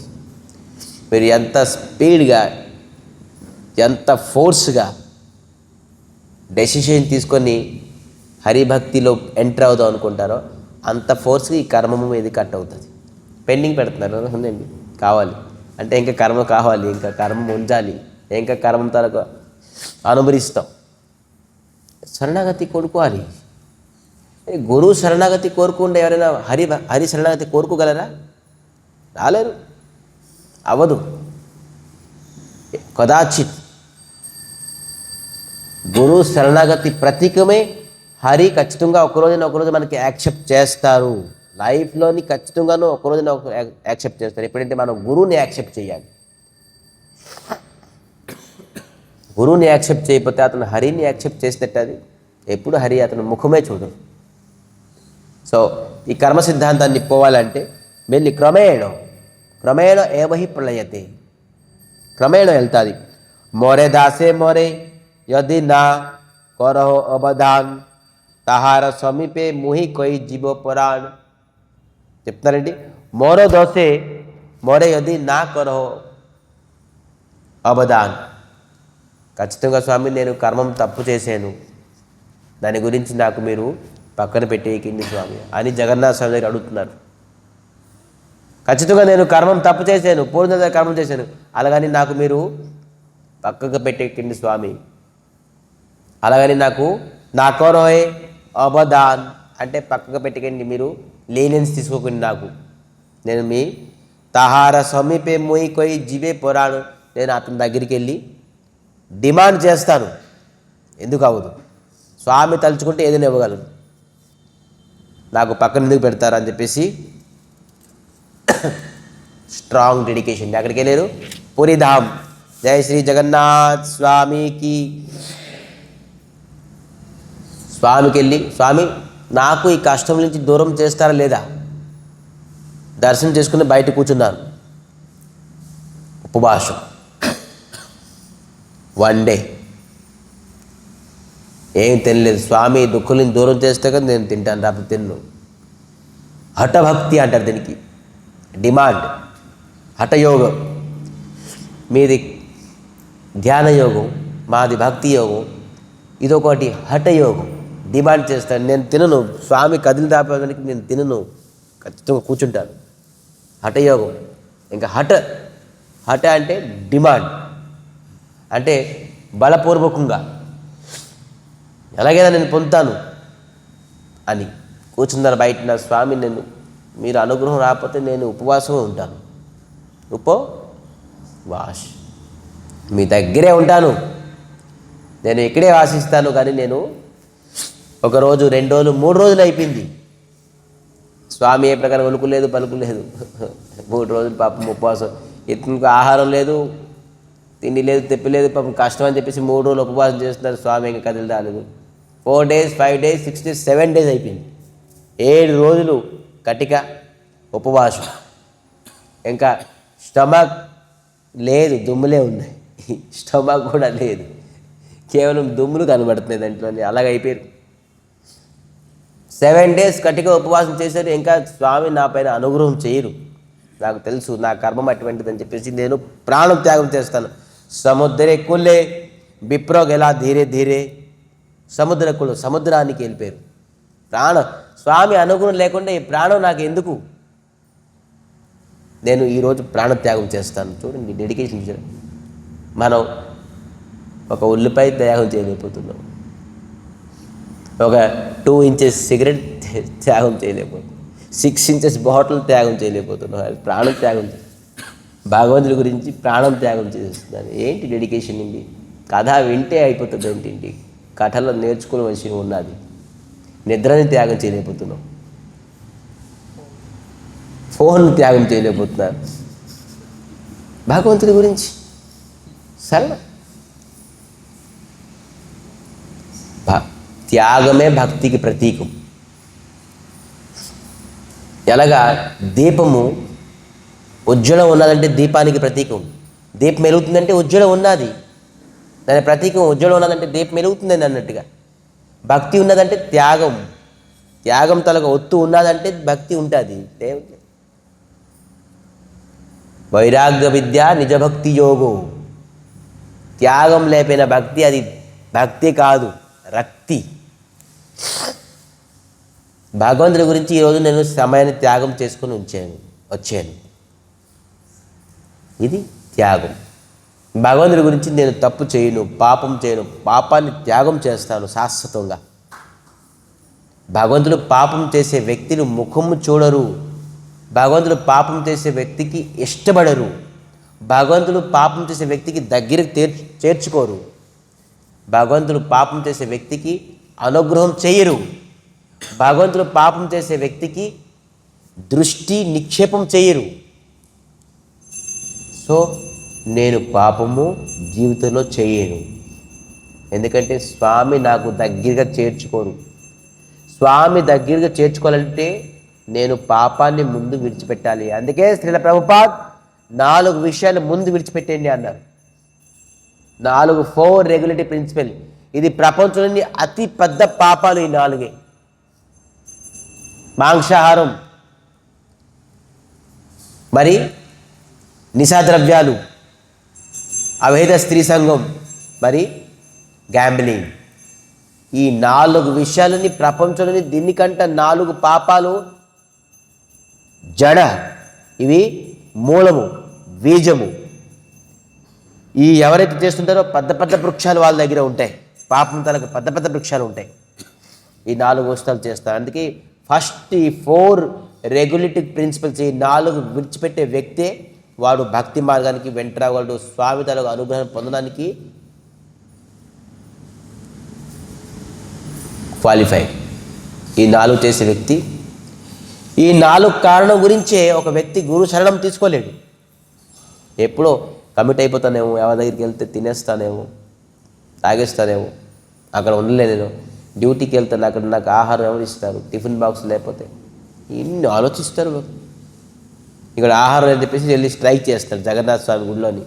7 days తిండి లేదు, విప్ర బ్రాహ్మణుడు. ఇది డెడికేటెడ్. ఏం చెప్తున్నారు? సముద్రేరో కులే విప్రో గేలా ధీరే ధీరే. విప్ర అంటే బ్రాహ్మణుడు. సముద్ర తల దగ్గరికి వెళ్ళారు, దీన్ని వెళ్ళి పాపం ఆకలితోనే 7 రోజులు తిండి లేదు, ఎలాగెళ్తారు? తారో దేహో సముద్ర కోలే నమస్కార్. సముద్రంకి వెళ్ళి నమస్కారం చేశారు. సముద్రం నేను ఈరోజు ప్రాణం విడిచిపెడతాను. సముద్రానికి నమస్కారం ఎందుకు చేశారు? సముద్రం అనేది పవిత్రమైనది. ఎందుకు పవిత్రం? మన విశాఖపట్నం బీచ్ మొత్తం నష్టం చేసేసారు, పాడు చేసేసారు, పవిత్రత నష్టం అయిపోయింది. సముద్రంలోని అన్ని తాలూకా నదీలు వెళ్ళి కలుస్తాయి. అందుకే అనేక తీర్థం తాలూకా సముద్రం. నేను ఎప్పుడైతే కొత్తగా బ్రహ్మచారి అయ్యానో, గోకులపురి మహారాజ్ అని బ్రాహ్మణుడు, విప్రుడు, సన్యాసి, అప్పుడు కొత్తగా బ్రహ్మచారి విశాఖపట్నంలోని, మీరు రోజు వెళ్ళి బీచ్కి వెళ్ళాలి అంటారు. అరే నేను బీచ్కి వెళ్తే మాయ పడుతుంది, అక్కడ బోల్డ్ మంది ఉంటారు, నేను కుర్రోడిని 15 years బిఫోర్ లోని, నేను వాళ్ళందరూ చూస్తే బీచ్లోని బోల్డ్ తప్పు పనులు పాడు చేసుకుని వస్తుంటారు, అవన్నీ చూస్తే నాకు మాయ పడుతుంది. నేను పవిత్ర స్థానం, నువ్వు వెళ్ళి నువ్వు ఎవరికి చూడుగా, నువ్వు జపం చేసుకున్నాను, కిందకి ముఖం పెట్టుకుని హరే కృష్ణ హరే కృష్ణ కృష్ణ, ఎవరికి చూస్తే మాయలు పడతావు అంటారు. చూడకూడదు ఎవరికి. మరి చూడకుండా జస్ట్ కిందకి నడుచుకుంటూ వెళ్ళు, హరే కృష్ణ హరే కృష్ణ కృష్ణ కృష్ణ, స్ట్రైట్గా వెళ్ళి స్ట్రైట్గా వచ్చేస్తాం. ఏం చేయాలి? స్ట్రైట్గా వెళ్ళి అక్కడికి వెళ్ళి ఆచమనం చేసుకుంటా. రోజు వెళ్ళి బీచ్కి వెళ్ళి ఆచమనం. అతను వెళ్తారు, ఎలాగ ఉంటారు, 80 years అలాగే వెళ్ళిపోతారు. బండి మీద పట్టుకెళ్ళమంటారా? లేదు, నడుచుకుంటూ వెళ్తారు. అలా జపం చేసుకుని 80 years రోజు వెళ్ళి ఆచరణ చేసుకుని మళ్ళీ తిరిగి వస్తారు. నువ్వు రోజు వెళ్ళాలి, ఎవరు చూడకూడదు, నువ్వు చూస్తే నువ్వు మాయలు పడతావు అని చెప్పే ఒక సిద్ధాంతం అంత. ఎందుకంటే అన్ని తీర్థం తాలూకా సమాగమం సముద్రం, అంత పవిత్రం. అందుకే సముద్రం చూసి మనం ఖచ్చితంగా నమస్కారం చేయాలి. అందుకే ఇక్కడ చెప్తున్నారు, తారో దేహో సముద్ర కొలే నమస్కారం చేశారు సముద్రం చూసి. సముద్రం చూస్తే పక్కకి వెళ్తే ఖచ్చితంగా ఆచరణ చేయాలి. అన్ని తీర్థ తాలూకా స్థానం ఉన్నారు సముద్రంలో. హేనో కాలో దేఖో ఎక్కువ పురుష విశాలో. ఎప్పుడైతే నమస్కారం చేసేసి తను చనిపోదామని వెళ్ళిపోతున్నారో సముద్రంలోనికి, హేనో కాలే దేఖే ఎక్కువ పురుష విశాలో, విశాలమైన ఒక పురుషుని చూశారు. ఎవరు? ఈ బ్రాహ్మణుడు రామ్ ఒక విశాలమైన పురుషుని చూశారు. ఎక్కడ? ఆ సముద్రం నుండి. సముద్రం మధ్య ఐసే పర్వత ఆకారం, సముద్రం మధ్యలోనే ఒక పర్వతం వచ్చినట్టుగా ఉన్నది ఆకారం. సముద్రం మధ్యలో ఒక పర్వతం ఎలాగొస్తుందో అలాగొస్తున్నారు ఆ పురుషుడు. ఎవరు? దేఖిలా బ్రాహ్మణే మొన్నే చింతిలో లాగిలా. ఈ బ్రాహ్మణుని చూసి మనసులో చింతిస్తున్నారు ఇతను ఎవరు? ఆశ్చర్యం అనిపిస్తుంది. సముద్ర మాజే ఏకే ఆయిలా, సముద్ర మధ్యలో ఇతను ఎవరు వచ్చారు అని చెప్తున్నారు. ఆ విరాట్ పురుషుడు వస్తూ ఒక బ్రాహ్మణ రూపంగా అయిపోయారు. బ్రాహ్మణ రూపంగా వచ్చేసి వెళ్ళిపోతున్నారు. అతను వెనకట్లు పరిగెట్టారు. పేద బ్రాహ్మణుడు ఉన్నాయి సముద్రం వైపు వెళ్ళిపోతున్నారు చనిపోదానికి. బ్రాహ్మణుడు చూసి మళ్ళీ తిరిగి వెనకట్లు వచ్చారు. చూసింది తిరిగి వెనకట్లు వచ్చారు. ఉండండి, మీరు సముద్రంలోని విరాటమైన పురుష రూపంగా కూడా వచ్చారు, మళ్ళీ ఇప్పుడు బ్రాహ్మణుడు కనపడతారు, మీరు ఎవరు? నేను అనుకున్నాను మీరు స్వయంగా జగన్నాథ స్వామి. నేను అక్కడికి వెళ్ళి నేను రక్షించి నన్ను అన్నాను, మీరు నాకు దర్శనం, అందుకే నాకు దర్శనానికి మీరు బ్రాహ్మణ రూపంగా వచ్చారు. నేను అనేక శాస్త్రాలు అన్నీ చదివి ఉన్నాను. భగవంతుడు ఎప్పుడప్పుడు బ్రాహ్మణులు సాధు రూపంగా వస్తారు. సో ఖచ్చితంగా మీరు బ్రాహ్మణ రూపం వచ్చారంటే ఖచ్చితంగా మీరు జగన్నాథ స్వామి అని చెప్పి అంటున్నారు. నేను జగన్నాథ స్వామి కాదు. ఎవరు జగన్నాథ స్వామి? తన పరిచయం ఏమిచ్చే తెలుసా? నేను విభీషణుడు, నేను త్రేతాయుగుని రామచంద్ర పరమ భక్తుడిని విభీషణుడు. నేను ప్రతిరోజు వెళ్ళి జగన్నాథ స్వామి దర్శనం చేసుకుంటాను. నేను దాని గురించి వెళ్తున్నాను, నీ గురించి నేను ఎక్కడ వెళ్తున్నాను? లేదు మీరు ఖచ్చితంగా అతను నమ్ముకున్నాను విభీషణుడు అని చెప్పేసి.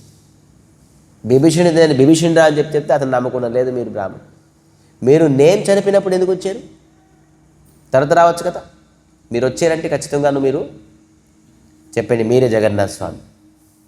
అతను వెళ్ళిపోతున్నారు. ఇతని వెనకట్లే ఆ బ్రాహ్మణుని వెనకట్లే. ఈ బ్రాహ్మణుడు ఏడుస్తూ వెనకట్లే. అయితే ఈ విభీషణుడు ఏమనుకున్నారంటే, ఇతను నా వెనకట్లే ఇంకా వదలరు, సరే రా. ఎలాగెళ్తున్నారు? ఏడుస్తూ. ఎప్పుడైతే మన కంటి నుంచి ఏడుపు రాదో అప్పటి వరకు మనం భగవంతుడిని పొందలేం. తెలుసా? ఎంత నామం చేయండి, ఎంత జపం చేయండి, సేవించండి, ఏడాలి. ప్రభుపాదులు దీనికి ఏమంటారు తెలుసా? Crying school. ప్రభుపాదులు బోల్డ్ ఇచ్చింది అది మఠం పేరు. ఒకటి టీచింగ్ సెంటర్, ఇంకోటి క్రైయింగ్ స్కూల్. ఏడ్చే స్కూల్ అట ఇది నేర్చుకునే స్కూల్ కాదు. ఏం స్కూల్ ఇది? ఎవరు వస్తారు ఈ స్కూల్కి అండి? ఈ స్కూల్లో ఎవరైనా జాయిన్ అవుతారా? ఇప్పుడు అంటే టీసీ ఇచ్చేస్తారు చాలామంది. బాబు టీసీ ఇచ్చింది బాబు, ఈ స్కూల్లో మేము జాయిన్ అయిపోయి పొరపాటున మేము చదువుకోము ఈ స్కూల్లో అని అంటారు. ఏ స్కూల్ ఇది? ఏడ్చే స్కూల్, క్రైయింగ్ స్కూల్. మేము పొరపాటున ఈ స్కూల్లో జాయిన్ అయిపోయాం, ఇచ్చేసేయండి అంటారు ఎవరైతే పొరపాటున జాయిన్ అయిపోయారు. భగవంతుడి గురించి ఏడాలి. మనం ఎలాగా శరీరం దుఃఖం అని, మనసు దుఃఖం అని, ఇంట్లోని ఒంట్లోని బిజినెస్ దుఃఖం అని ఏడుస్తున్నామే, కళ్ళు నీళ్ళు వస్తున్నాయే. ఒక భార్య తిట్టారని, భర్త తిట్టారని, పిల్లలు చేదరించారని, లేకపోతే బిజినెస్ లాస్ అయ్యిందని ఏ ప్రకారంగా బెక్కి ఏడుస్తున్నావు? మనకి ఎవరు మోసం చేస్తే, ఎవరు మనకి తిడితే, కొడితే, ఎవరికి చెప్పకుండా చేయకుండా 4 గోళ్ళ మధ్య మీద మొత్తం అంతా ఎలా ఏడుస్తుంటాం? ఆ దుఃఖం అందరికీ వచ్చి ఉంటుంది. కళ్ళింటి నీళ్ళు రాపిన దుఃఖం ఎవరికి ఉన్నదా? అలాగా భగవంతుడు కావాలి అని ఏడుస్తే కానీ స్వామి అనుగ్రహం ఉండదు. అలాగే ఎవరికి ఉన్నదేంటి? పంట పాడైపోతే ఏడుచే ఉన్నది ఏంటి? లేకపోతే ఇంకేతరేతర వస్తువుల పైన ఉన్నది కానీ ఏడుపు. భగవంతుడు కావాలని ఎవరికి ఏడుపు వస్తుందండి? ఇది మన సిద్ధాంతం, భక్తి సిద్ధాంతం ఏంటి? అందుకే pureBhakti.com ఇది కల్మషమైన భక్తి కాదు. ఇది ఎవరెవరో చెప్పేసి ఉంగరాలు వేసేసుకోండి, మంత్రాలు వేసుకోండి, తంత్రాలు వేసుకోండి, మాలలు వేసేసుకోండి, ఇటువంటి కాదు. ఇటువంటి భక్తి తాలూకు సెంటర్ కాదు ఇది. ఎవరు చెప్తారండి భగవంతుడి గురించి చేయడమని? ఏ గుడికి ఏ భక్తి సిద్ధాంతం ఇది? ఎవరు ఏడుస్తారు? ఏడుస్తాను భగవంతుడి గురించి? డబ్బు పోతే ఏడుపు వస్తుంది, బంగారం పోతే ఏడుపు వస్తుంది, పంట పోతే ఏడుపు వస్తుంది, భార్య తిడితే ఏడుపు వస్తుంది. కానీ మనకి భగవంతుడు కావాలని ఏడుపు ఎవరు వస్తుంది? ఎప్పుడైనా ఊహించుకోగలమా మనం? నాకు జీవితంలోని పని అట్లీస్ట్ భగవంతుడికి కావాలని ఏడుపు వస్తుందా? ఈరోజు కాదు, జీవితంలోని ఏ క్షణంలోనైనా భగవంతుడు కావాలి, స్వామి నాకు నువ్వు కావాలి, నేను నీకు పొందాలి, నేను నీకు దర్శించుకోవాలి అని ఏడుపు ఎప్పుడైనా వస్తుంది అనుకుంటున్నారా మీరు? దుర్లభం. ఈ బ్రాహ్మణుడు, ఈ రామ్, ఆ విరాట పురుషుడు బ్రాహ్మణుడు వెనకట్లా ఏడ్చి వెళ్తున్నాడు. 7 days తినలేదు, కడుపు మొత్తం అంతా ఇంక లేదు. మీరు ఖచ్చితంగా భగవంతుడే మీరా చెప్పేసి ఏడ్చి వెళ్తున్నారు. ఆ ఏడుపుకి తట్టుకోలేక 7 రోజులు ఉపవాసం ఉన్నారు. స్వామి అనుగ్రహం చేయలే. జగన్నాథ స్వామి పూరిలో, మళ్ళీ జగన్నాథ స్వామి పూరిలోని బోల్డ్ ఆహారం ఎక్కువ ఉంటుంది, ఎవరు తిండి ఉంటుంది. అతనికి 7 రోజులు ఉపవాసం ఉన్నారు, తిండి లేదు, తిప్పలేదు, మంచినీళ్ళు తాగలేదు, మరి ఏడ్చుకుంటూ వెళ్తున్నారు. ఈ ప్రకారం డెడికేషన్. అందుకే ఈరోజు కథ అటువంటి గంభీరమైనది కథ. వెళ్తున్నారు. పోనీ కర్మసూత్ర బంధీలోకో సుఖ దుఃఖో లాభ్ భుంజిలే సే గుంచే సేహి పుణ్యకర్మ పాప్ చెప్తున్నారు. ఏంటి కర్మసూత్రం? కర్మం తాలూకా తాడుతోని కట్టుబడి కర్మసూత్రబంధి లోకే సుఖ దుఃఖో లాభ్, మనుషులు సుఖము దుఃఖము లాభము నష్టము పొందుతారు కర్మం తాలూకా తాడుతో. భుంజిలే సే గుంచే సే పుణ్యకర్మ పాప్, అది అనుభవిస్తే కానీ ఆ కర్మము తొలగదు. అనుభవించాలి. మీరు చేసిన పాపానికి మీరు ఆకలితో ఉండాలని రాసి ఉన్నది, మీరు ఖచ్చితంగా అనుభవించాల్సిందే. ఎవరిస్తున్నారు ఇది? విభీషణుడు చెప్తున్నారు, అనుభవించాల్సింది. నేను చెప్పాను పూర్వమైన క్లాస్లో, ఏంటి ఒకటి మన పాపము ఎలాగపోతుంది, ఒకటి అనుభవించడం వల్ల, ఇంకోటి ఎవరికైనా గుర్తున్నదా? ఇంకోటి 3 చెప్పాను, 3 ఆప్షన్స్. అందరూ కథ ట్రాక్లో లేరు. ఒకటి శరణాగతిలో మన చేసిన పాపం అంతా నష్టం అయిపోతుంది, మన కర్మం అంతా, పాపం కాదు పుణ్యం కూడా నష్టం అయిపోతుంది. చెప్తున్నాను, చేసే పుణ్యం కూడా నష్టం అయిపోతుంది. ఎందుకంటే పుణ్యం వల్ల మనకి క్షణిక సుఖం వస్తుంది. సో అందుకే పాపము మొత్తం కర్మం పోతుంది శరణాగతి వల్ల. రెండోది ఇప్పుడు చెప్పాను, అనుభవించడం వల్ల. అనుభవించడం వల్ల పాపం పోతుంది, పుణ్యం పోతుంది. సుఖం అనుభవించడం వల్ల పుణ్యం పోతుంది, దుఃఖం అనుభవించడం వల్ల పాపం పోతుంది. ఇంకోటి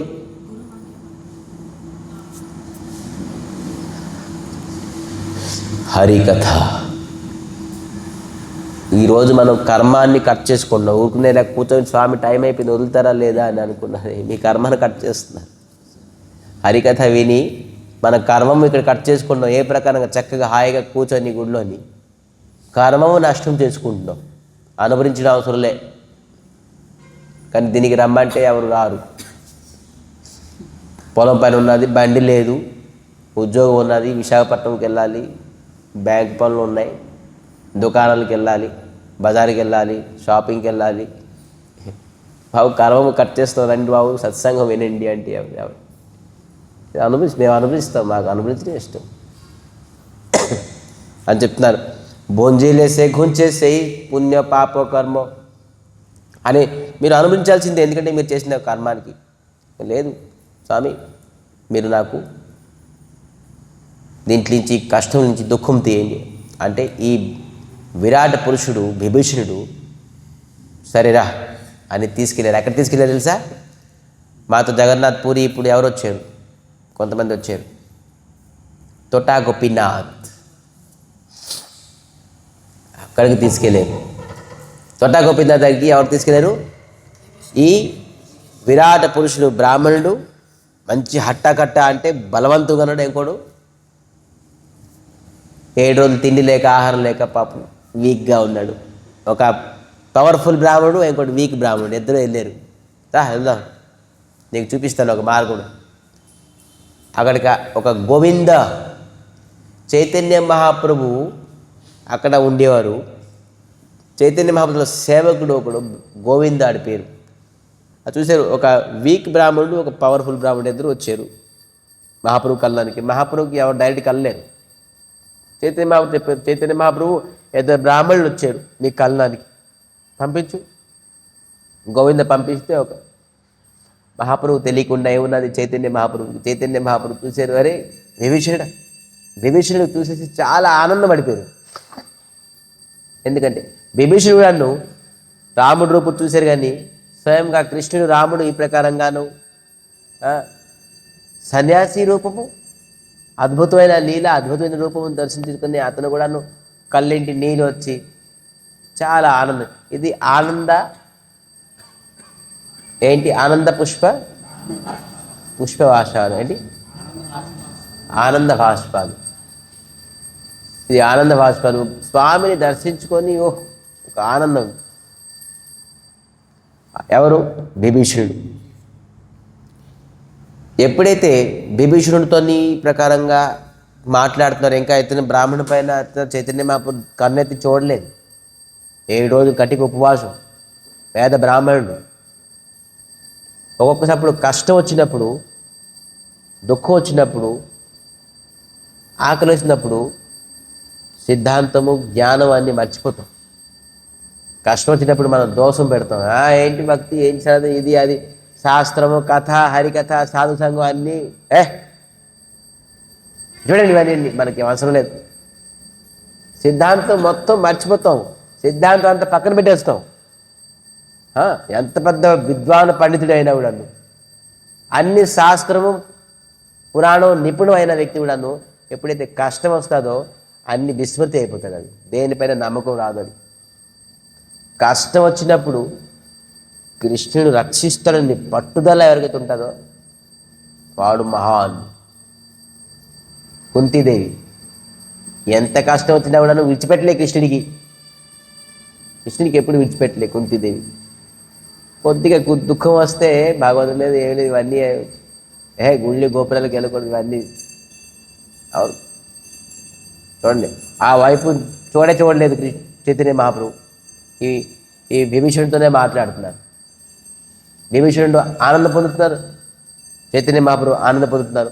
భక్తులు భగవంతుడికి కలిస్తే ఎంత ఆనందం పొందుతారో, భగవంతుడి గురించి భక్తుడికి చూస్తే అంతే ఆనందం పొందుతారు, దానికంటే ఎక్కువ ఆనందం పొందుతారు.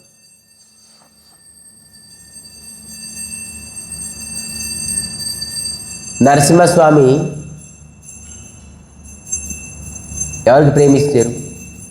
ప్రహ్లాదుకి. ఎలాగ ప్రేమించారు? నాలికతో. ఎందుకంటే సింహరూపంగా వచ్చారుగా, నాలికతో నాగుతున్నారు, ప్రేమని చూపిస్తున్నారు. రాముడు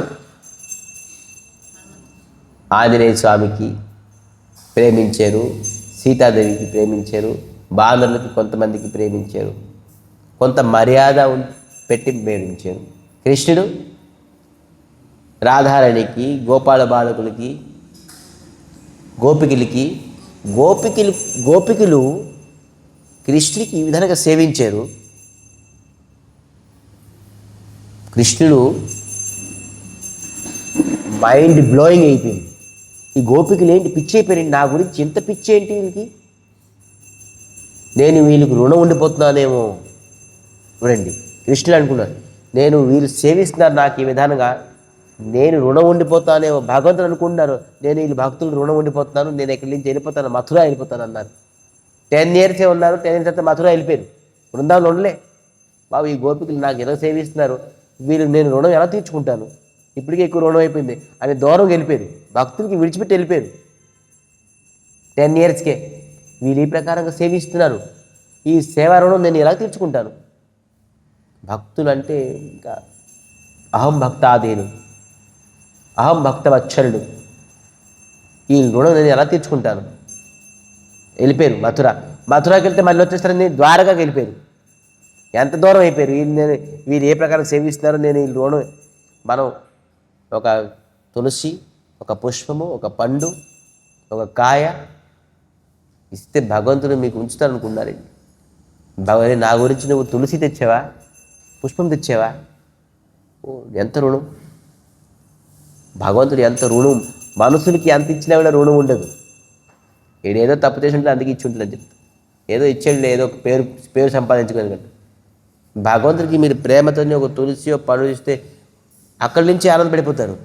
చూడండి, నా గురించి పండు తీసుకొచ్చాడని రుణం ఉండిపోతారు. అది భగవంతుడి వస్తువే, ప్రపంచం అంతా భగవంతుడిదే. కానీ భగవంతుడికి ప్రేమ తెస్తే ఆ తెచ్చే వస్తువు పైన భగవంతుడు అతి రుణం ఉండిపోతారు భగవంతుడు. సో ఈ విధంగా గోపికులు నాకు ఈ విధానంగా సేవిస్తున్నారు, ఈ విధానంగా నాకు ప్రేమిస్తున్నారు, నేను ఈ రుణం ఉండిపోతానని చెప్పేసి మథుర వెళ్ళిపోయారు. మథుర నుంచి ద్వారకా వెళ్ళిపోయారు, దూరం అయిపోయారు. నేను తట్టుకోలేను మీ రుణంకి. అప్పుడు చైతన్య మహాపురూపంగా వచ్చారు. వీళ్ళందరికీ దగ్గర చేసుకున్నారు. మళ్ళీ అందరికి దగ్గర చేసుకున్నారు. అందరు కలిసి మీరు భక్తి చేయండి, నేను భక్తి చేస్తాను. ఎవరికి ఎవరు లేదు. మీరు నామం చేయండి, నామ సంగీతం చేయండి, నేను నామ మీతో నేను కలిసిపోతాను అని చెప్పేసి చైతన్య మహాప్రభు ఎప్పుడు కూడా నన్ను పూజించి అని చెప్పేసి చెప్పలే. అందుకే ఛన్న అవుతారు అని చెప్పేసారు. నేను మీలాగా ఒకడిని అని కలిసిపోయారు. ఎందుకంటే మీరు నేను దేవుడు అని చెప్తే నన్ను సేవిస్తారు, నేను మీకు రుణం నేను తీర్చుకోలేను. అందుకే నేను కూడా మీలో ఒకలాగా అయిపోతాను. భగవంతుడు తనకు చూడండి ఇటువంటి ఆలోచన. మీరు భక్తులు, నేను భక్తులు, మీరు కృష్ణ కృష్ణ అందాం అంతే. నేను హే రాధే, హే కృష్ణ, హే కృష్ణ, హరే కృష్ణ, హరే కృష్ణ అన్నా కానీ గౌరాంగ మహాప్రభు ఇంకే అనలేదు. చాలామంది ఆ సమయంలో హే గౌరాంగో, హే గౌరాంగ అన్నారు. హే గౌరాంగ ఎందుకు అంటున్నారు? కృష్ణ కృష్ణ అనండి. లేదు మీరు మాకు దేవుడు, నాకు తెలుసు మీరు కృష్ణుడే అండి. లేదు మీరు కృష్ణ కృష్ణ అనాలి అని చెప్పి చెప్తున్నారు. గౌరాంగ మహాప్రభు ఇప్పుడు కృష్ణ గౌరాంగో గౌరాంగ అని చెప్పి చెప్పలేదు, అతను కృష్ణ కృష్ణ అని అన్నారు. ఈ ప్రకారంగా రుణం ఉండిపోతుందని చెప్పేసి అతనే భక్తుడు రూపంగా వచ్చేసాడు, నేను మీతో కలిసిపోతాను అని. అటువంటి జై శ్రీ గౌరాంగ మహాప్రభుకి. ఈ ప్రకారంగా ఈ ఎదురు తరగ భావము చూసుకొని ఈ పేద బ్రాహ్మణుడు రాము, వీళ్ళిద్దరూ ఏంటి ఇంత చక్కగా ఆనంద భాష్పాలతో నిండుకున్నారు ఎవరు? అప్పుడు మహాప్రభు ఆ పేద బ్రాహ్మణ పైన కన్నెత్తి చూశారు. ఎప్పుడైతే దృష్టి వేసారో వాడి పేదతనం, వాడి తరక కర్మము మొత్తం అంతా నష్టమైపోయింది. స్వామి కేవలం దృష్టి వేశారు. దృష్టి ఎప్పుడు చూసారో వాడి జీవితంలోని కర్మం అంతా నష్టమై మొత్తం ఐశ్వర్యం ఎలాగా ఎవరికి ఇచ్చారు? ఇలాగ ఐశ్వర్యం ఎవరికి ఇచ్చారు? సుధామ కుచేరుడికి, సుధామకి. ఏం అడగలే, వచ్చారు స్నేహితుడు అని చెప్పేసి, కానీ అనేక ఐశ్వర్యం ఇచ్చారు. ఈ బ్రాహ్మణుడు నా దగ్గరికి వచ్చారు కదా, బ్రాహ్మణుడికి భగవంతుడు ఎక్కువ ప్రేమిస్తారు, బ్రాహ్మణ ప్రియ. సో వచ్చారు కదా అని చెప్పేసి దృష్టి వేశారు, వాడికి అనేక ఐశ్వర్యం ఇచ్చేశారు. ఈ విధానంగాను వెళ్ళి విభీషణుడు మళ్ళీ ఆ బ్రాహ్మణుడు వెళ్ళిపోయారు. అడుగుతున్నారు విభీషణుడికి ఆ బ్రాహ్మణుడు, ఇతను ఎవరు? ఇతను ఎవరు? ఇతనితో మామూలు సాధారణ మనిషి కాదు, ఇతని గురించి నాకు చెప్పండి. ఆ విభీషణుడు అడగడం వల్ల విభీషణుడు మొత్తం అంతా చెప్పారు. చెప్పి వెంటనే ఆ బ్రాహ్మణుడు, పేద బ్రాహ్మణుడు పరిగెట్టి మళ్ళీ చైతన్య మహాప్రభు దగ్గరికి వచ్చాడు. స్వామి, నేను దేని గురించి ఏడుస్తున్నాను? ఏం దుఃఖం? నాకు ఈ ఐశ్వర్యం గట్ట వద్దు, నాకు మీరే కావాలి. పట్టుకున్నాడు చైతన్య మహాప్రభుకి, మీరే కావాలి. నేను తిండి లేదని, ఆహారం లేదని, ఐశ్వర్యం లేదని చెప్పేసి నేను ఇన్ని రోజులు బాధపడుతున్నాను. దేనికి ఈ తిండి? ఆ తిండి నాకు ఎంత సుఖం ఇవ్వగలదు? కానీ మీరు నాకు నిరంతరంగా సుఖం ఇవ్వగలరు. నేను మీ శరణం కోరుకున్నాను, మీ పాదం పట్టుకున్నాను స్వామి అని చెప్పేసి నన్ను రక్షించండి అని చెప్పేసి అతను శరణం కోరుకున్నారు. ఐశ్వర్యం కావాలి, నాకు పేదతనం పోవాలని చెప్పేసి వచ్చారు. ఇప్పుడు స్వయంగా చైతన్య మహాప్రభు కావాలని అంటున్నారు. ఇప్పుడు దాని గురించి ఏడుస్తున్నారు. దీంట్లో ట్విస్ట్ ఏంటి చెప్పగలరా ఎవరైనా? దీంట్లో అర్థమైంది ఏంటి చూడండి. ఈ కథల సారాంశం ఏంటి? ఎంతసేపు చెప్పాను. ఎప్పుడైతే చైతన్య మహాప్రభు అనుకోండి, భక్తుడు ఎప్పుడైతే కల్పించాడో అప్పటి వరకు భగవంతుడు ఎప్పుడు కలుపు. అతను ఏడ్చాడు, 7 రోజులు ఉపవాసం ఉన్నారు. మరి ఒక విషయం నేను చెప్పడం మర్చిపోయాను. 7 రోజులు ఉపవాసం ఉండి అతను కృష్ణుని తాలూకా లీలలు స్మరిస్తూ కీర్తన చేస్తున్నారు. ఊరుకునే కూర్చోలే, పడుకోలే, ఉపవాసం ఉన్నామని చెప్పేసి భగవంతుడి తాలూకా మధుర లీలలన్నీ కీర్తిస్తున్నారు జగన్నాథ స్వామి దగ్గర కూర్చొని. అయినా కూడా భగవంతుడు ఏం చెప్పలే, చూడలే, అడగలే. మరి బ్రాహ్మణుడు కానీ ఎప్పుడైతే విభీషణుడు కరుణించారో అప్పుడు వెళ్ళి మహాప్రభు దగ్గర సాక్షాత్ మహాప్రభు కావాలనుకుంటున్నారు. ఒక వ్యక్తికి భగవంతుడు కావాలని బుద్ధి భగవంతు దగ్గరికి తీసుకెళ్ళే వ్యక్తి ఎవరు? భక్తుడు, గురు. సాధు సంగ కేవలం साधु संग सार्वसंग साधु संग सर्वशास्त्र कय साधु संग लभे मात्र सर्वसिद्धि होय. సాధు సంఘం మనకి లభిస్తే సర్వసిద్ధి అంటే ఏంటి? సర్వసిద్ధి గోవింద చరణ, సర్వసిద్ధి మహాప్రభు చరణ. అన్ని సిద్ధి అంటే మనకేంటి? భగవంతుల చరణం పొందితేక అన్ని ప్రకారంగా సిద్ధి. అణిమా లఘిమా మగిమా అని చెప్పేసి ఉన్నాయి సిద్ధిలు. పెద్ద అయిపోవచ్చు, చిన్న అయిపోవచ్చు, పొడవైపోవచ్చు, మాయ అయిపోవచ్చు, నీటిలో నడవచ్చు, అగ్నిలో నడవచ్చు. ఇవన్నీ కాదు, ఇవన్నీ సిద్ధిలు కాదు. ఏం సిద్ధి? గోవింద చరణం, శ్రీకృష్ణ తలక చరణం తలకు మనం పొందేమనుకోండి, ఆ సిద్ధి ప్రాప్తి అయిపోయింది. ఎప్పుడు? ఒక భక్తుడు తలక. సో భక్త సాంగత్వం, గురు అనుగ్రహం, గురు శరణాగతి మనందరికీ చాలా ఇంపార్టెంట్. ఎప్పుడైతే సాధు సంఘము, గురు తాలూక శరణాగతి, భక్తుల తాలూక సాంగత్యం రాలేదో అప్పటి వరకు మనం భగవంతుడి వైపు మనకి చూడరు. మీరు ఎన్ని ఉపవాసాలు చేయండి, ఎన్ని వ్రతాలు చేయండి, ఎన్ని తీర్థయాత్రలకు వెళ్ళండి, ఎన్ని పూజ పునస్కారాలు, శాస్త్రం వేదం పురాణంలో మొత్తం చదివేసి పాటించండి, భగవత్ అనుగ్రహం. భగవంతుడిని పొందాలంటే ఖచ్చితంగా భక్తులు ఉండాలి. సమయం చనిపోయినప్పుడు సమయంలోని విభీషణుడు వచ్చి రక్షించి అతన్ని ఎక్కడ తీసుకొచ్చారు చూడండి. సో అందుకే భక్తుల మాధ్యమంలో అప్పుడు స్వయంగా జగన్నాథ స్వామి ప్రకటన అయిపోవచ్చుగా, మహాప్రభు ప్రకటన అయిపోవచ్చుగా, ప్రకటన అవ్వలేరా? కానీ అవ్వలే. భక్తుల మాధ్యమంలో రావాలి నాకు, భక్తులు. అందుకే రామచంద్రుడు మర్యాద పురుషోత్తముడు, శాస్త్రానికి ఎప్పుడు ఉల్లంఘనం చేయరు ఎవరు, కృష్ణుడు కానీ మహాప్రభు కానీ. ఏది భక్తుల ద్వారానే మనం భగవంతుని పొందగలం. అందుకే మనం భక్తుని తెలుసుకోవాలి, భక్తులు ఎవరు తెలుసుకోవాలి. ఏదో 2 రోజులకి 10 రోజులకి 20 రోజులకి వేసుకునే మాల భక్తులు కాదు, లేకపోతే ఏదేదో రంగురంగులుగా బట్టలు వేసుకుంటే భక్తులు కాదు, ఈ ప్రకారంగా కాషాయం వస్త్రం వేసుకుంటే భక్తులు కాదు. భక్తులు అంటే ఏంటి? ఎవరైతే భగవంతుడి గురించి ఏడుస్తారో వాడే భక్తుడు. భగవంతుడే కావాలని ఎవరికైతే జీవితంలో లక్ష్యం ఉన్నదో వాడే భక్తుడు. అనన్య చింతయంతో మాం ఏయనా పరిపాషుతే, ఎవరైతే అనన్య భావంగా చింతిస్తుంటారో. సో మన చింతన, మన స్వామితలకు భగవంతుడి కావాలనే పట్టుదల, భగవంతుడి గురించి వేడ్చేవారు. ఈ ప్రపంచంలోని అనేక వస్తువులు, అనేక ఐశ్వర్యము, అనేక వస్తువులు కావాలని చెప్పేసి ఏడ్చే వ్యక్తులు ఉన్నారు. కానీ మనకి భగవంతుడే కావాలని వేడిచే వ్యక్తులు, భక్తులు మనకి ఎక్కడ ఉన్నారు? అటువంటి భక్తులు ఎవరు ఉన్నారు ఈ ప్రపంచంలో? నిలకండి. దాంట్లో ఒక భక్తులు భక్తి వేదాంత స్వామి శ్రీల ప్రభుపాదులు. రాత్రి 12 గంటలకి ఏడ్చేవాడు, లెగిసిపోయి. 70 సంవత్సరాలు అతనికి. పూజ్యపాద్ భక్తిమయ పురి గోస్వామి మహారాజ్ ఎప్పుడైనా లెక్చర్ వినండి. బీబీ పురి గోస్వామి మహారాజ్ కథ చెప్తుంటారు, మీకు మొత్తం అంతా కళ్ళండి నీళ్ళే వస్తుంటారు. మీరు వింటే బాగుపడతారు, వీరు వింటే బాగుపడతారు అని చెప్పి చెప్పారు కథ పూజ్యపాద పురి గోస్వామి మహారాజ్. అతను కథ స్టార్ట్ చేసేస్తే ఆ లీలాకి వెళ్ళిపోతారు, ఆ ఊహకి వెళ్ళిపోతారు. అక్కడి నుంచి కృష్ణుని దర్శించినట్టుగా ఏడుస్తూనే ఉంటారు నిరంతరంగా. ఎప్పుడైనా కొట్టండి బీబీ పురి మహారాజ్ లెక్చర్ అని, ఇంగ్లీష్ లెక్చర్స్ బోల్డ్ ఉన్నాయి. స్టార్ట్ చేస్తారు వందేహం శ్రీ గురు అంటే ఏడుపు స్టార్ట్ అయిపోతుంది, గురువుని స్మరించేస్తారు. వాళ్ళు కథ చక్కం చెప్పరు, ఆ టాపిక్ ఫుల్ అవ్వదు. ఇంకా కళ్ళు నుంచి నిరంతరంగాను ఏదో ట్యాప్ ఇప్పినట్టే ఇంకా నీళ్ళు నిరంతరంగా. ఇటువంటి భక్తులు భగవంతుడిని పొందగలరు.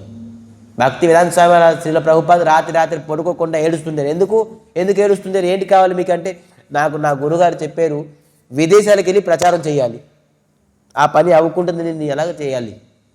భగవంతుడికి కావాలని కాదు, నా గురుగారు చెప్పారు ఆ మాటని. నాకు 70 సంవత్సరాలు వచ్చింది, నేను 32 సంవత్సరాలు నాకు చెప్పారు, 30-40 సంవత్సరాలు అయిపోయింది. ఇప్పుడు గురుగారు చెప్పిన వాక్యం ఇప్పటికి వచ్చి నేను చేయలేకపోతున్నాను. ఇంకా 70 సంవత్సరాలు అయిపోయింది, ఇంకా ఎన్ని రోజులు బతుకుతుందో నాకు తెలియదు. ఇప్పటికి వచ్చి నేను విదేశీని ప్రచారం చేయలేదు, నేను చేయలేకపోతున్నాను, అందుకే నేను ఏడుస్తున్నాను, రాత్రి ఏడుస్తున్నాను. చూడండి, ఈ ప్రకారంగా ఏడుపు ఎవరికి ఉంటుందండి? ఇటువంటి వ్యక్తులు భగవత్ ప్రాప్తి అవుతారు. మనలాంటి వాళ్ళు మీలాంటి వాళ్ళు ఎప్పుడైనా భగవత్ ప్రాప్తి అవుతావు? వేడాలి, భగవంతుడి గురించి వేడాలి. సో భగవంతుడి గురించి వేడాలంటే భగవంతుడి తన గుణగణాలు ఏంటి, భగవంతుడి తన క్వాలిటీ ఏంటి, భగవంతుడి గురించి ఎందుకు వేడాలని తెలుసుకుందాం. సో ఈరోజు ఏడుపు టాపిక్ని బంద్ చేసేసి విరామం ఇచ్చేద్దాం. రేపు జాయ్నెస్, రేపు హ్యాపీనెస్, రేపు చైతన్య మహాప్రభు తలొక జన్మదిన ఆవిర్భావం ప్రాకట్య దివసం. ఈ ఆవిర్భావం ప్రకట దివసం ఎవరైతే పాల్గొంటారో మహాప్రభు తాలూకా ఈ ప్రచ్ఛన్న అవతారం 541 సంవత్సరం బిఫోర్ నదియా నవదీప్ ధామ్లోని మాయాపూర్ యోగపీఠులని మహాప్రభు ప్రకటమయ్యారు. అది చాలా తక్కువ మందికి తెలుసు. దాంట్లో కొంతమంది మనం రేపటి రోజు స్వామి ఈ శ్రీకృష్ణ చైతన్య మఠం గోసేవ ఆశ్రమం ప్రాకట్యం అవుతారు. రేపు మనం ఆవిర్భావం ప్రాకట్య వేడుకలు మధ్యాహ్నం 3 గంటల నుంచి ప్రారంభమైపోతుంది. నామ సంకీర్తనం, గౌరప్రియ నామ సంకీర్తనం మహాప్రభుకి అతి ప్రియం. కేక్ కాదు, ఏంటి ప్రియం? నామ సంకీర్తన. ఎవరు ఎంత ఇంట్రెస్ట్గా, ఎంథ్యూజిటిక్గా, మరి ఎనర్జెటిక్గా, హ్యాపీనెస్గా నామ సంకీర్తనం చేస్తారో భగవంతుడు చైతన్య మహాప్రభు అంత హ్యాపీ అవుతారు. కాబట్టి రేపు మనం నామ సంకీర్తనం చేస్తూ ఏ గ్రహాలు ఏ దోష, గ్రహరాజ్ భగవంతుడి పేరు ఒకటి, గ్రహరాజ్, గ్రహాలకి రాజు. ఏ గ్రహాలు మనకి ఇప్పుడు టీవీ ఆన్ చేస్తే బొరపాడైపోతుంది. ఈ గ్రహం ఈ నక్షత్రానికి ఈ గ్రహం ఈ ప్రకారంగా అటాక్ చేస్తుంది. మీరు ఈ ప్రకారంగా దానం చేయండి, మీరు ఈ ప్రకారంగా పడుకోండి, ఈ ప్రకారంగా నిల్చోండి, ఈ ప్రకారంగా కూర్చోండి, ఈ ప్రకారంగా తినండి, ఈ ప్రకారంగా తినకండి, ఇలా క్లోజ్ చేసేసింది. ఇవన్నీ ఉంటాయి. ఏమీ లేదు.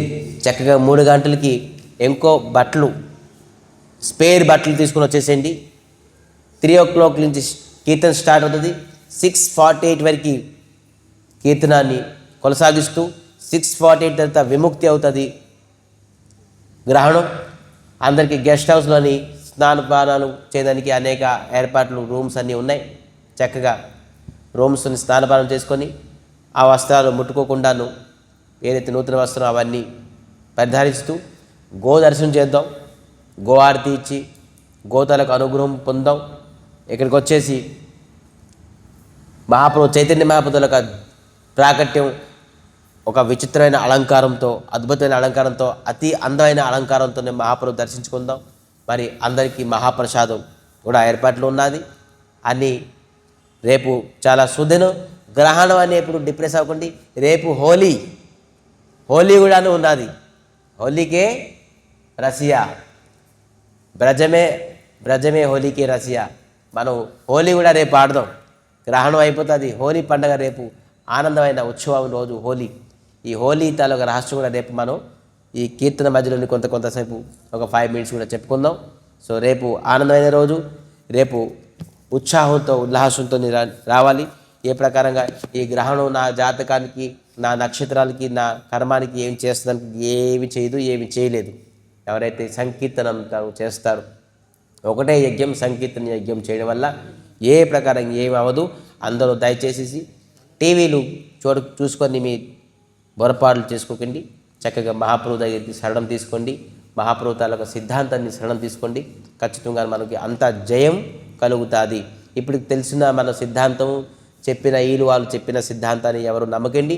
భక్తి సిద్ధాంతాన్ని నమ్మండి, శరణాగతి సిద్ధాంతాన్ని నమ్మండి.